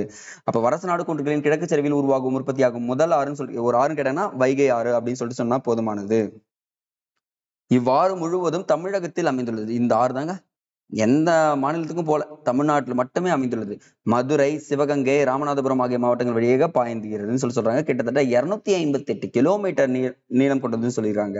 சரிங்களா. பெரிய ஏரி முதல் சிறிய ஏரிகள் வரை இந்த காணப்படுதுன்னு சொல்றாங்க. இந்த ராமநாதபுரத்தில் அருகே உள்ள பாக் நீர் சந்தியில் கலக்கிறது. அப்ப பாக் நீர் சந்தி எந்த மாவட்டத்துக்கு அருகே அமைந்துள்ளதுன்னு கேட்டாங்கன்னா ராமநாதபுரத்தில் அப்படின்னு சொல்லிட்டு சொன்னா போதுமானது. சரிங்களா. அடுத்ததா பார்க்க போறது தாமிரபரணி ஆறுங்க. தாமிரபரணி ஆறுனா உங்களுக்கு சொல்லவே தேவையில்லை. மேற்கு மற்றும் வடகிழக்கு பருவமழைகளால் பெறக்கூடிய வற்றாத ஒரு நதி எதுன்னு சொல்லிட்டு கேட்டீங்கன்னா நான் கரெக்டா கண்ண முடின்னு சொல்லுவேன், தாமிரபரணி தான். ஏன்னா தாமிரம் என்றால் காப்பர், வருணி என்றால் சிற்றோடைகள் என்பதிலிருந்து பெறப்பட்டுதான் இந்த தாமிரபரணின்னு சொல்லிட்டு சொல்லக்கூடியது. செம்மண் துகள்கள் காரணமாக இந்நீரானது செந்நிறத்துடன் காணப்படுகிறது. ஓகேங்களா. இதுல வந்து பாத்தீங்கன்னா அம்பாசமுத்திர வட்டம் பாபநாசத்திற்கும் மேற்கு தொடர்ச்சி மலைக்கும் பொதிகை மலையின் முகடுகளில் தோன்றுகிறது. அப்ப பொதிகை மலையில் தோன்றுதா பாருங்க. பொதிகை மலை முகடுகளில் தோன்றும் ஆறுன்னு சொல்லிட்டு கேட்டீங்கன்னா நீங்க என்ன பண்ணணும், இந்த ஆறு சொன்னா போதுமானது, வேற எதுவும் தேவையில்லை. சரிங்களா. திருநெல்வேலி மாவட்டம், தூத்துக்குடி மாவட்டங்கள் வழியாக பாய்ந்து இறுதியாக வங்கக்கடலில் கலக்கிறதுன்னு சொல்லியிருக்காங்க. தாமிரபரணியின் அந்த துணை ஆறுகள்னு சொல்லி கேட்டாங்கன்னா எக்ஸாம்பிள் கேட்பாங்க. காரையாறு, சேர்வலாறு, மணிமுத்தாறு, கடனா நதி, பச்சையாறு, சிற்றாறு, ராமநதி ஆகியவை முக்கிய துணை நதிகளாகும். இது தென்னிந்தியாவின் ஒரே வற்றாத நதியாகும். இதுவும் தமிழ்நாட்டில் தாங்க. சரிங்களா. தென்னிந்தியாவின் வற்றாத ஒரே நதி தாமிரபரணி. இது வந்து பாத்தீங்கன்னா SI, PC, TNPC எல்லாத்துலயுமே கேட்கக்கூடிய ஒரு கேள்வி. சோ இதை எழுதி வச்சுக்கோங்க. சரிங்க சார். இப்போ வடக்குல இருந்து தெற்காக ஆறுகளை வரிசைப்படுத்துக அப்படின்னு சொல்லிட்டு கேட்டுட்டாங்கன்னா நாங்க ஜூம் பண்றது இதை பாருங்க. ஒருவேளை கேட்டுட்டாங்கன்னா ஜூம் தான் பண்ணிருக்கேன், அடுத்து ரெடியூஸ் பண்ணிக்கிறேன். நீங்க கொடுத்துருங்க பாருங்க. பாலாறு ஃபர்ஸ்ட், செய்யாறு, பெண்ணையாறு, நான் சொல்றது காவேரி 4, வைகை 5, 6வது தாமிரபரணி. இப்போ வரிசைப்படுத்தலாம் பாருங்க. பாலாறு, செய்யாறு, பெண்ணையாறு, அடுத்து வந்து பாத்தீங்கன்னா காவேரி, காவேரிக்கு அப்புறம் வைகை, வைகைக்கு அப்புறம் தாமிரபரணி. இதுதான் நீங்க வரிசையா எழுத வேண்டிய வரிசைகள். ஆறு நதிக்கு கடைசியா இருக்கிறது வைகை, தாமிரபரணின்னு சொல்லிட்டு ஃபர்ஸ்ட் இருக்கிறது பாலாறுன்னு சொல்லிட்டு நீங்க முடிச்சுன்னா போதுமானது, வேற எதுவும் தேவையில்லை இங்க. ஏன்னா எல்லாத்தையும் எழுதி கன்ஃபியூஷன் ஆயிக்காதீங்க, இதை மட்டும் நீங்க நோட் பண்ணி வைங்க போதும். அடுத்தது இந்த நீர்வீழ்ச்சிகள் கொஸ்டின் கேட்கிறாங்களா? கண்டிப்பா கேட்கறாங்க. ரெடியா? ஒவ்வொரு நீர்வீழ்ச்சியும் குளிச்சிடலாம். இப்போ தருமபுரியில என்ன நீர்வீழ்ச்சி காணப்படுதுன்னா ஒகேனக்கல் நீர்வீழ்ச்சி, நோட் பண்ணுங்க. திருநெல்வேலியிலே கல்யாண தீர்த்தம் மற்றும் குற்றாலம் நீர்வீழ்ச்சி, தேனியில கும்பக்கரை மற்றும் சுருளி நீர்வீழ்ச்சி, நாமக்கல்ல ஆகாய கங்கை. என்ன சொன்னா நாமக்கல்ல ஒரு கங்கை இருக்குன்னா அது ஆகாய கங்கை, நான் போயிட்டு வந்தேங்கன்னு சொல்லிட்டு. அடுத்தது நீலகிரியில வந்து பாத்தீங்கன்னா கேத்ரின் மற்றும் பைக்காரா, சேலத்துல கிளியூர், விருதுநகர்ல ஐயனார், கோயம்புத்தூர்ல வைதேகி, செங்குபதி, சிறுவாணி மற்றும் கோவை குற்றாலம், திருப்பூர்ல திருமூர்த்தி, மதுரையில குட்லாடம்பட்டி, கன்னியாகுமரியில திருப்பரப்பு மற்றும் காளிகேசம், உலக்கை மற்றும் வட்டப்பாறை. வட்டப்பாறைன்றது பாத்தீங்கன்னா கன்னியாகுமரியில தாங்க இருக்கும். சோ இதை நோட் பண்ணுங்க.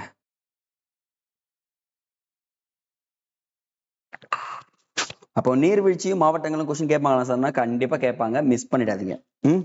இந்த மாதிரி கொஸ்டின்ஸை நீங்க மிஸ் பண்ண கூடாதுன்றதுக்காக தான் நான் பொறுமையா சொல்லிட்டு இருக்கேன். அடுத்தது நான் சொல்றதுலாம் நீங்க எழுதி வச்சா ஈஸியா முடிச்சிடலாம். அடுத்தது காலநிலையை பொறுத்த வரைக்குமே நம்ம ஆல்ரெடி நம்ம இந்தியாவோட காலநிலையை நம்ம நடத்திருப்போம் தெரியுமா? அதை அப்படியே எடுத்து வைங்களேன். எடுத்து வச்சு அப்படியே பாருங்களேன். சரிங்க, சூரியனின் செங்குத்து கதிரினால் வெப்பமானது ஆண்டு முழுவதும் அதிக அளவில் காணப்படுகிறது. ஏன்னா இன்க்ளைன்ல அமைஞ்சிருக்கா, அதனால காணப்படுதுன்னு சொல்லியிருக்காங்க. அதே மாதிரி இந்த காலநிலை தாக்கத்தினை தடுப்பதற்காக இந்திய பெருங்கடல் மற்றும் வங்காள விரிகுடா இரண்டும் கடற்கரையோர காலநிலை தாக்கத்தினை ஏற்படுத்துமா பாருங்க. ஒரு வெப்பம் அதிகமாகவும் இருக்கும், கம்மியாகவும் மாறி மாறி இருக்கிறதுக்கு இதுவும் காரணம் சொல்லியிருக்காங்க. ஸோ முக்கியமா வந்து பாத்தீங்கன்னா மலைப்பாங்கான பகுதிகள், மேற்கு பகுதியும் சரி கிழக்கு பகுதியும் சரி அந்த மலை உயரம் கடலிலிருந்து விலகியும் அதிகமாகவும் காணப்படாத அந்த சூரியனின் கதிர்கள் இடம்பெயர்வால் தமிழகத்தில் பல்வேறு காலநிலைகள் நிகழ்தாங்க இந்த 4 மாசம். ஸோ இந்த டேபிளர் முக்கியம். என்னங்க சார் டேபிளா சொல்றீங்களே? கண்டிப்பாங்க. 4 மார்க்குக்காக 4 மணி நேரம் செலவு பண்றது தப்பே இல்லை. ஐயோ ரகுவரன் வாட்ச் வரலைங்க, சாரிங்க. அப்போ பருவகாலம் காலம் குளிர்காலம்னா நோட் பண்ணுங்க. ஜனவரி டு பிப்ரவரி எப்படி 4 பெட்ஷீட் தேவைப்படும். கோடை காலம் மார்ச் டு மே எப்படி 4 ஃபேன் தேவைப்படும். தென்மேற்கு பருவக்காற்று காலம் இந்த தண்ணி எப்படா போகும்னு யோசிப்போம். வடகிழக்கு பருவக்காற்று காலம் ஓகே தண்ணி வருமானு யோசிப்போம், மழை வருமானு சொல்லிட்டு. ஸோ எக்ஸாம் பாயிண்ட் ஆஃப் வியூல இந்த அக்டோபர் டிசம்பர் ஜூன் செப்டம்பர் இது எல்லாமே ரொம்ப ரொம்ப இம்பார்ட்டன்ட். நான் சொல்ற மாதிரி போட்டுக்கங்க, இன்னும் கொஞ்சம் ஈஸியா இருக்கும். இந்த மாதிரி ரவுண்ட் ஷிப் போடுங்க. ஜனவரி டு பிப்ரவரி இது எல்லாமே நான் என்ன சொல்றேன், குளிர்காலம். ஓகேங்களா? அப்படியே என்ன பண்றேன், மார்ச்ல ஆரம்பிக்கிறேன். மார்ச் இங்க ஆரம்பிக்குமா, மார்ச்ல இருந்து மே கோடை காலம் ரவுண்ட் சர்க்கிள் போட்டு, அப்புறம் மேல இருந்து சரி அடுத்தது ஜூன்ல இருந்து செப்டம்பர் தென்மேற்கு பருவக்காற்று வெஸ்ட் சவுத் வெஸ்ட் மான்சூன், அடுத்தது நார்த் ஈஸ்ட் வடகிழக்கு பருவக்காற்று. இவ்வளவுதான். ஸோ மந்த் எல்லாமே உள்ள போட்டுக்கங்க, மீதி எல்லாமே இங்க வெளியே போட்டீங்கன்னா உங்களுக்கு எக்ஸாம் பாயிண்ட் ஆஃப் வியூல ஈஸியா இருக்கும்ன்றத நான் உங்களுக்கு சொல்லிடுறேன். சரிங்களா? நான் என்ன சொல்றேன் புரியுதுங்களா? நீங்க ஷார்ட் அண்ட் ஸ்வீட் அட்டன் பண்ணீங்கன்னா இன்னும் பயங்கரமா இருக்கும். இந்த மாதிரி தான் நீங்க அப்ரோச் பண்ணணும் இந்த டிஎன்பிஎஸ்சியை பொறுத்த வரைக்குமே. சார் மறக்கதாங்க செய்யும், மறதி ரொம்ப நல்லது தானே. ஸோ இந்த மாதிரி படிச்சிட்டீங்கன்னா உங்களுக்கு மறக்காது. சரிங்களா? அப்ப குளிர்காலம்னா என்னன்னு பார்த்துலாமா? ஜனவரி டு பிப்ரவரி மாதங்களில் சூரியனின் செங்குத்து கதிர்கள் பூமி ரேகைக்கும் மகர ரேகைக்கும் இடையே விழுகிறது. அப்போ கடக ரேகை இந்தியாவில் எந்த ரேகை கடந்து செல்கிறதுனா கடக ரேகை. எத்தனை மாநிலங்கள் வழியாக? 8 மாநிலங்கள் வழியாக கடந்து செல்கிறது. அப்போ இந்த இடத்துல நமக்கு சூரிய வெளிச்சம் கம்மியா தான் இருக்கும். அப்போ சாய்வான கதிர்கள் படுவதால் இம்மாதங்களில் காலநிலை சற்று குறைவாக தான் காணப்படும். அப்போ தமிழ்நாட்டில் வெப்பநிலையானது 15 டிகிரி செல்சியஸ் முதல் 25 டிகிரி செல்சியஸ் வரை மாறுபடுகிறதுன்னு சொல்லிட்டு சொல்லியிருக்காங்க. இருந்த போதிலும் இந்த மலைவாழ் இடம் இருக்கும் பாத்தீங்களா, அந்த இடத்துல 5 டிகிரி செல்சியஸுக்கும் குறைவாகவும் நீலகிரி பள்ளத்தாக்குல வந்து பாத்தீங்கன்னா 0 டிகிரி ஆயிடும். ஏன்னா ஆல்ரெடி அது குளிர் பிரதேசம். இன்னும் குளிர் அதிகமாயிடுச்சுன்னா சுத்தமா இருக்காது அப்படின்ட்டு சொல்லியிருக்காங்க. அடுத்தது கோடை காலம். கோடை காலத்தை பொறுத்த வரைக்கும் சூரியனின் செங்குத்து கதிர்கள் வந்து பாத்தீங்கன்னா கடகரேகையில படுமா? கடகரேகையில் படும்போது இந்தியா சென்டர்ல விடும், தமிழ்நாடு கீழே இருக்குமா? அப்போ பொதுவாக எவ்வளவு பாத்தீங்கன்னா 30 இருந்து 40 டிகிரி செல்சியஸ் வெப்பநிலை வேறுபடுகிறதுன்னு சொல்லியிருக்காங்க. மே மாதத்தின் தமிழகத்துல வந்து பாத்தீங்கன்னா தென்பகுதியில் முன் பருவமழையும் வெப்பச்சலன மழையும் பெய்யறதுக்கு காரணமா இருக்குது இந்த இதுதான். ஏன்னா வெப்பம் அதிகமாயிடுச்சுன்னா தண்ணி நீராவி ஆகிட்டு அங்கிருந்து என்ன பண்ணிடும், ஃபுல்லாவே போயிட்டு இருக்கும்னு சொல்லியிருக்காங்க. ஸோ எக்ஸாம் பாயிண்ட் ஆஃப் வியூல இதை மட்டும் நீங்க ஞாபகம் வச்சுங்க, போதுமானது. சரியா? தென்மேற்கு பருவக்காற்று காலம் அப்படியே இந்தியா மேப் எடுங்க பார்க்கலாம். இந்தியாவில் நம்ம சொல்லி கொடுத்தோம் பாத்தீங்களா, அதே தாங்க. மார்ச் முதல் மே வரை சூரியனின் செங்குத்து கதிர்கள் வட இந்தியா நிலப்பரப்பு அதிக வெப்பத்தை ஏற்படுத்துகிறது. அதனால குறைந்த காற்றழுத்த உருவாகி அரபிக்கடலில் வீசும் தென்மேற்கு பருவக்காற்றின் மழை பொழிவை பெறுகிறதுன்னு சொல்றாங்க. ஆனா தென்மேற்கு பருவக்காற்றின் மூலமாக நீங்க தெரிஞ்சுக்க வேண்டிய விஷயம் என்னன்னு பாத்தீங்கன்னா, தமிழ்நாட்டுக்கு மழை கம்மிங்க. ஏன்னா மேற்கு தொடர்ச்சி மலைகள் எப்படி இருக்கா, இது ஃபுல்லா தடுத்துட்டு கேரளா மகாராஷ்டிரா கர்நாடகா இந்த பகுதியில விரிச்சிட்டு போவோம். இங்க கொஞ்சம் சாரல் டிரிசல்ஸ். பட் ஆனா தாமிரபரணி ஆற்று வழியா போயிடும், பாலக்காடு கணவாயின்னு சொல்லக்கூடியது. அப்போ கோயம்புத்தூர் பீடபூமி சராசரியாக 50 சென்டிமீட்டர் மழையே பெருகுதான் தென்மேற்கு பருவக்காற்றின் மூலமா. வேற எதுவும் கிடையாது. நீலகிரி மாவட்டம் வந்து பாத்தீங்கன்னா நீலகிரி அந்த திருநெல்வேலி மாவட்டங்கள் 50 இருந்து 100 சென்டிமீட்டர் மழையே பெறுகிறதுன்னு சொல்லியிருக்காங்க. ஜஸ்ட் தெரிஞ்சுக்கங்க, ஏன்னா உங்களுக்கு அங்க ஆல்ரெடி சொல்லியாச்சு. நீங்க அந்த லெசனை பார்த்துட்டு இருந்தீங்கன்னா இதுவும் உங்களுக்கு ஈஸியா புரிஞ்சிடும். அடுத்தது இங்க பாருங்க, இப்பவும் சொல்றேன், ஃபர்ஸ்ட் லெசன் பார்த்து அவங்களுக்கு மட்டும்தான் இது ஃபுல்லா புரிய ஆரம்பிக்கும். ஸோ அதையும் பார்த்து முடிச்சுங்க. வடகிழக்கு பருவக்காற்றை பார்க்கலாமா? அக்டோபர் மாதம் முதல் டிசம்பர் மாதம் வரை பாதி வரை பார்த்தீங்கன்னா நீடிக்குதுன்னு சொல்லுவாங்க. சரிங்களா? இப்பருவத்தில் சூரியனின் மகர ரேகையில் வீழுமா? மகர ரேகையில் வீழ்ந்த உடனே குறைந்த காற்றழுத்த தாழ்வு நிலை உருவாகுங்க. முக்கியமா இந்த கோரியாலிசிஸ் விசைன்னு சொல்லுவாங்க. கோரியாலிசிஸ் விசைன்னா நான் உங்களுக்கு குரூப் 1ல பயங்கரமா ஃபுல்லாவே எக்ஸ்பிளைன் பண்றேன். பட் இது மட்டும் கோரியாலிசிஸ் விசையின் காரணமாக வடகிழக்கு பருவக்காற்று உருவாகிறது என்று தெரிஞ்சுனா போதும். சரிங்களா? இக்காற்றுக்கு பின்னடைவும் காற்றும் என்று அழைப்பார். பயன்படுத்துங்க.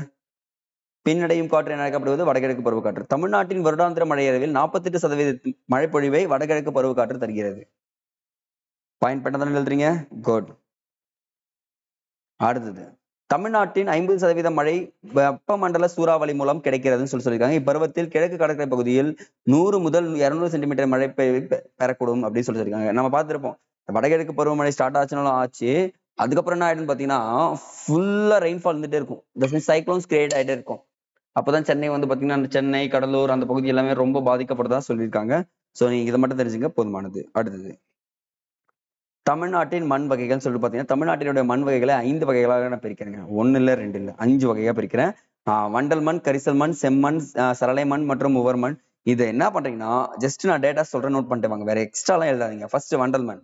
வண்டல் மண் நான் பார்த்துருப்போம். பாங்கர் காதர் ஞாபகம் இருக்குங்களா? பாங்கர். பாங்கருக்கு என்ன பேர் வைக்கிறேன் நானு? பழைய வண்டல் மண். காதர் புதிய வண்டல் மண். அப்போ வண்டல் மண்ணா இது 2 சொன்னா போதும். ஆற்று பள்ளத்தாக்கு வழியே காணப்படுகிறதுன்னு சொல்றாங்க. தஞ்சாவூர், திருவாரூர், நாகப்பட்டினம், விழுப்புரம், கடலூர், திருநெல்வேலி மாவட்டங்களில், கன்னியாகுமரி மாவட்டங்களில் காணப்படுகிறது சொல்றாங்க.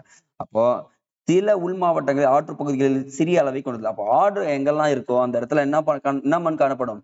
வண்டல் மண் காணப்படும். அவ்வளவுதான், வேற எதுவும் எழுதாதீங்க. செகண்ட் பாயிண்ட் இல்லைங்க, இது ரொம்ப ரொம்ப இம்பார்ட்டன்ட். கரிசல் மண். இந்த தீப்பாறைகள் சிதைவடைவதன் மூலமாக கரிசல் மண் உருவாகிறதுங்க. ஃபர்ஸ்ட் பாயிண்டே முடிஞ்சுச்சுங்க. இந்த மண்ணுக்கு ரிக்கர் சாயில் அப்படின்னு சொல்லப்படுவாங்க. ரிக்கர் மண் எனவும் அழைக்கப்படுகிறது. அப்ப கரிசல் மண்ணில் அதிகம் பயிர் விளையும் பாத்தீங்கன்னா பருத்தி. பருத்திக்கு ஏற்ற மண்ணா கரிசல் மண் தான். கோயம்புத்தூர், மதுரை, விருதுநகர், திருநெல்வேலி, தூத்துக்குடி மாவட்டங்கள் கரிசல் மண் பெருமளவில் காணப்படுகிறது. அப்ப தெரிஞ்சுங்களா, தென்னிந்தியாவின் மான்செஸ்டர், தமிழ்நாட்டின் மான்செஸ்டர் கோயம்புத்தூர்னு அழைக்கப்படுற ஒரே காரணம் கரிசல் மண் தான். கரிசல் மண் ஒரு வேளை தமிழ்நாட்டுல வேற ஏதோ ஒரு மாவட்டத்துல அதிகமா இருந்துச்சுன்னா அங்க பருத்தி அதிகமா சாகுபடி செய்யப்படும். அப்போ அந்த மான்செஸ்டர் என்ன மாறிடும்? கோயம்புத்தூர்ன்றத மாத்திடலாம். சரிங்களா? ஆனா இப்போதைக்கு கோயம்புத்தூர்ல தான் இருக்குன்றது தெரிஞ்சுக்கங்க.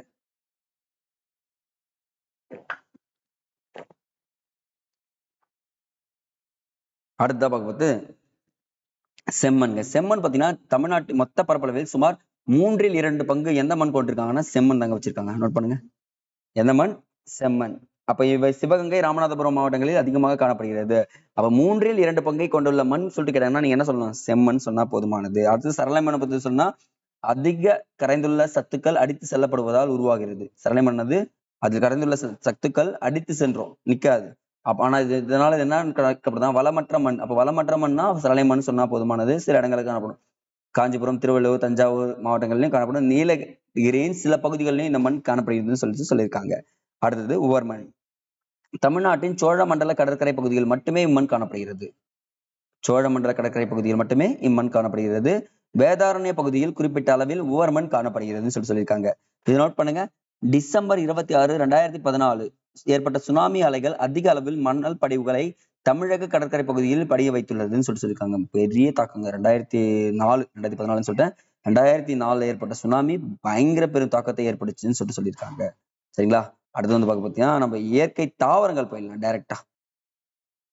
இப்ப என்னன்னா இயற்கை தாவரங்கள் எழுதுங்க. இயற்கை தாவரங்கள் அங்க காணப்படும் காடுகள். ஏன்னா நம்ம இது வரைக்கும் அங்க படிச்சது வேற, இங்க படிக்கிறது வேற. எக்ஸாம் பாயிண்ட் ஆஃப் வியூல ஒரு வேலை உங்களை டஃபா கேட்கணும்னு சொல்லிட்டு ஒரே ஒரு கொஸ்டின் இதுல இருந்து கேட்டானோ இந்த டாபிக்ல நீங்க மிஸ் பண்ணக்கூடாதுன்றத நான் சொல்றேன். எத்தனை பேர் இந்த காடுகள் படிக்கிறப்போ நான் ஒரு சொல்றேன் கேக்குறீங்களா? நான் எப்பவுமே சொல்லிட்டே இருப்பேன். நீங்க படிச்சு முடிச்ச உடனே உங்க வீட்டை சுத்தியோ இல்ல சும்மா இருக்கிற இடத்தை பார்த்தோ ஒரு அழகா ஒரு மரத்தை வைங்க. சார் எனக்கு இடமே இல்லைன்னா உங்களுக்கு எதனா ஸ்கூல் இருக்கும் பாத்தீங்களா, அந்த ஸ்கூல்லாண்ட போயிட்டு உங்க ஒரு மரத்தை வச்சு அந்த ஸ்கூல் பக்கத்துல அந்த மரத்தை பாதுகாக்க சொல்லுங்க. எதனா ஒரு மாணவர்கிட்ட. நம்மளால செய்ய முடியலாம், அந்த குழந்தைங்க கிட்ட சொன்னா அந்த குழந்தைங்க கேட்கும். ஏன்னா நம்ம பூமி வெப்பமாயிட்டு இருக்கு. அந்த பூமி வெப்பமாயிட்டு தடுக்கணும்னா நம்ம ஒரே ஒரு விஷயம் தான் செய்யும்.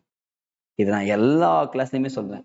ஏன்னா நம்ம அப்துல் கலாம் ஐயா கண்ட கனவு சரி, நமக்கு எல்லாரும் கண்ட கனவையும் நிறைவேற்றணும்னா நம்ம பூமி ஃபர்ஸ்ட் நல்லா இருக்கணும்.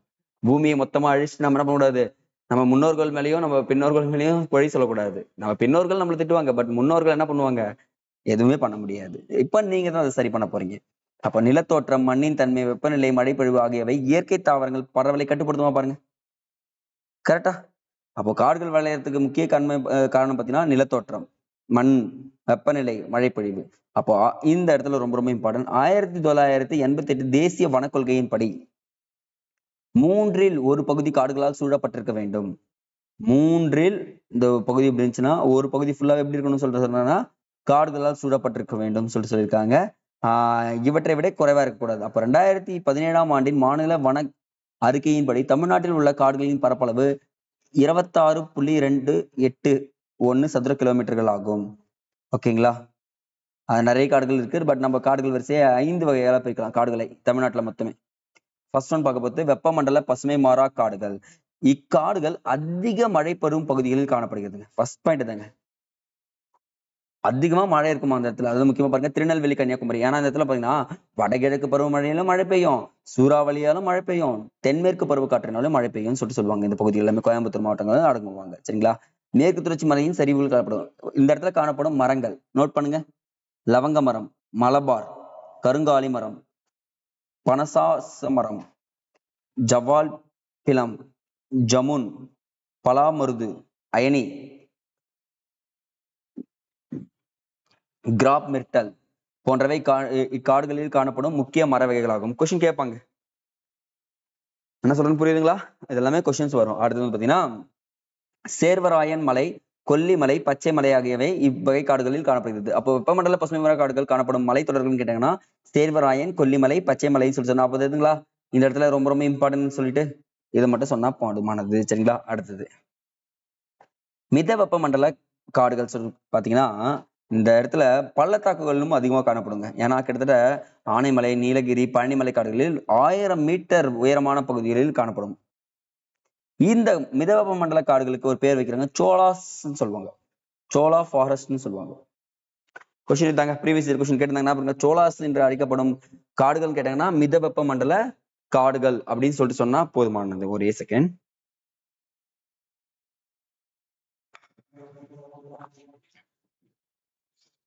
பொதுவாக நீலகிரி, சாம்பா, வெள்ளை லிட்சா, ரோஸ் ஆப்பிள் போன்ற மரங்கள் இக்காடுகளில் காணப்படுகிறது. அப்போ அந்த இடத்துல வந்து பாத்தீங்கன்னா வெப்பமண் குறைவா இருக்கும். அதுதான் இங்க சொல்றாங்க. அடுத்தது வெப்பமண்டல இலையுதிர் காடுகள், டிராபிக்கல் டெசிடியூஸ் ஃபாரஸ்ட்னு சொல்லுவாங்க. இது ரொம்ப ரொம்ப இம்பார்ட்டன்ட்ங்க. சரிங்களா? இது வந்து பாத்தீங்கன்னா இந்த பருவமழை காடுகள்னு சொல்லுவாங்க தெரியுங்களா? அந்த மாதிரி காடுகள் தான் இது. பசுமை மர காடுகள் எனவும் அரை பசுமை மர காடுகள் எனவும் அழைக்கப்படும் சொல்லுவாங்க. கோடை காலங்களில் தனது இலைகளை உதிர்த்து விடுகிறது. கரெக்டா? ஆமா, உதிர்த்துருமா. திருப்பி மழை வந்துச்சுன்னா என்ன பண்ணுவோம்? இலைகள் எல்லாமே வச்சுக்குமா. ஏன்னா அதுக்கேற்ற மாதிரி வச்சுக்கிதான் இந்த இலை உதிர் காடுகள் சொல்லக்கூடியது. மரங்கள் சுமார் 30 மீட்டர் வரை வளரக்கூடியவைங்க. எத்தனை மீட்டர்னு சொல்லிட்டு கேட்பாங்க? 30 மீட்டர். இங்கு காணப்படும் மரங்கள் பருத்தி பட்டு மரம், இலவம், கடம்பா, டாக்கா தேக்கு, வாகை, வெக்காளி மரம், சிரஸ். இந்த சிரஸ் யூடியூப் இது ரொம்ப ரொம்ப இம்பார்ட்டன்ட்ங்க. அவ்வளவுதாங்க. இது மட்டும் சொன்னா போதும். அடுத்தது மாங்க்ரோவ் காடுகள். மாங்க்ரோவ் காடுகள் ரொம்ப ரொம்ப இம்பார்ட்டன்ட்ங்க. இவ்வகை காடுகள் கடலோர ஆற்றின் டெல்டா பகுதிகளில், தீவுகளில், கடைகளில் காணப்படுதுன்னு சொல்றாங்க. இந்த மாதிரி பாத்திருக்கீங்களா டூர் போறப்போ? நான் சொல்றேன் பாருங்க. தமிழ்நாட்டுல ஒரு 3 பிளேஸ் போங்க பார்க்கலாம். தமிழ்நாடு, பாண்டிச்சேரி இருந்தாங்கன்னா பிச்சாவரம்னு ஒரு பிளேஸ் இருக்குங்க. அங்க போங்க. அப்படி இல்லைன்னா பாண்டிச்சேரியில அரிக்கமேடுன்னு ஒரு பகுதி இருக்கும். அந்த இடத்துல போனீங்கன்னா இது கடை ஜமுனாமுத்தூர் போனாலும் இந்த காடு பார்க்கலாங்க. ஜஸ்ட் ஒரு சின்ன ஒரு பிளேசஸ் மட்டும்தான் இருக்கும். ஜமுனாமுத்தூர் மலை பகுதியில் இருக்கும். சில இடங்கள்ல தண்ணி அதிகமா இருக்கும். சென்டர்ல பார்த்தா ஒரு மலை காடு மாதிரி இருக்கும். வேடந்தாங்கல் போனாலும் இருக்கும் சதுப்பு நில காடுகள். ஓகேங்களா? அதுதான் இங்க சொல்லியிருக்காங்க. அந்த கடலூர் மாவட்டம் இருந்தீங்கன்னா பாத்துருங்க. மற்றபடி இதெல்லாம் தேவையில்ல. ஜஸ்ட் நீங்க தெரிஞ்சுங்க. மேங்க்ரோவ் காடுகள் இதெல்லாம் ஜஸ்ட் தெரிஞ்சுனா போதுமானது. முட்புதர் காடுகள் ரொம்ப ரொம்ப முக்கியங்க. ஏன்னா மிக குறைவான மழை பெய்யும் பகுதிகளில் இக்காடுகள் காணப்படுகிறது. இதுதான் வந்து பாத்தீங்கன்னா வறண்ட காடுகள்னு சொல்லுவாங்க. சரிங்களா? இந்த பனை, வேப்பம், கருவேலம், வெள்ளை கருவேலம், சீமை கருவேலம் ஆகியவை பொதுவாக காணப்படும். இப்ப தெரிஞ்சுங்களா? பனை மரம்லாம் அதிகமா ஏன் இந்த இடத்துல அதிகமா தண்ணி இல்லாத இடத்துல கூட விளையும். ஏன்னா இதுக்கு குறைவான மழை இருந்தா போதும். அந்த காத்துல வருது பாத்தீங்களா? அந்த தண்ணியை எடுத்துட்டு அழகா வாழ்ந்துட்டு இருக்கும்னு சொல்லியிருக்காங்க. அப்போ இந்த டேபிளும் ரொம்ப முக்கியம். என்ன சார் டேபிளா சொல்றீங்களே? கன்ஃபார்ம்ங்க. முடிய போதுங்க. ரெடியா? தமிழ்நாட்டில் அதிக காடுகள் பரப்பளவு கொண்டது பாத்தீங்கன்னா தருமபுரி ஃபர்ஸ்ட் பிளேஸ்ல இருக்காங்க. செகண்ட் பிளேஸ்ல கோயம்புத்தூர், 3வதுல ஈரோடு. இது கொஸ்டின் ஆர்டர்ல கேட்பாங்க. வரிசைப்படுத்துக்க அப்படின்னு சொல்லி கேட்டாங்கன்னா நீங்க என்ன பண்ணணும்? இதை மட்டும் மென்ஷன் பண்ணா போதுமானது. வேற எதுவும் தேவையில்லை. அடுத்தது வன உயிர்கள் பொறுத்த வரைக்கும் அந்த உயிர்கோள பெட்டகங்கள் தமிழ்நாட்டுல வந்து பாத்தீங்கன்னா நிறைய வன உயிர்கள் இருக்கு. இதுல உயிர்கோள பெட்டகங்கள்ன்றது 18 இருக்குங்க. உயிர்கோள பெட்டகங்கள் எத்தனை? 18. அது நீலகிரி, மன்னார் வளைகுடா, அகஸ்தியர் மலை உயிர்கோள பெட்டகம். இது 3மே தமிழ்நாட்டில் அமைந்துள்ளது அப்படின்னு சொன்னா போதுமானது. வேற எதுவுமே தேவையில்லை. ஸோ இவ்வளவுதாங்க தமிழ்நாடு இயற்கை பிரிவு. ஸோ யோசிச்சு பாருங்களேன்.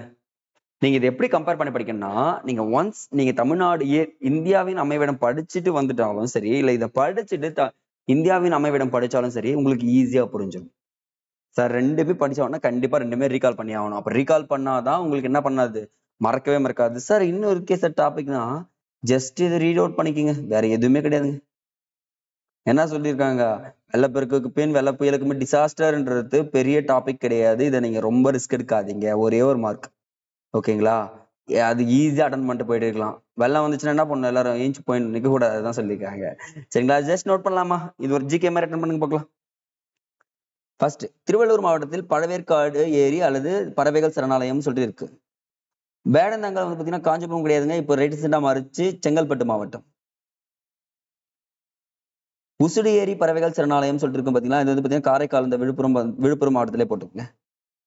காரை வெட்டி பறவைகள் சரணாலயம் இப்ப வந்து பாத்தீங்கன்னா ரொம்ப ரொம்ப இம்பார்ட்டன்ட், அரியலூர் மாவட்டம்.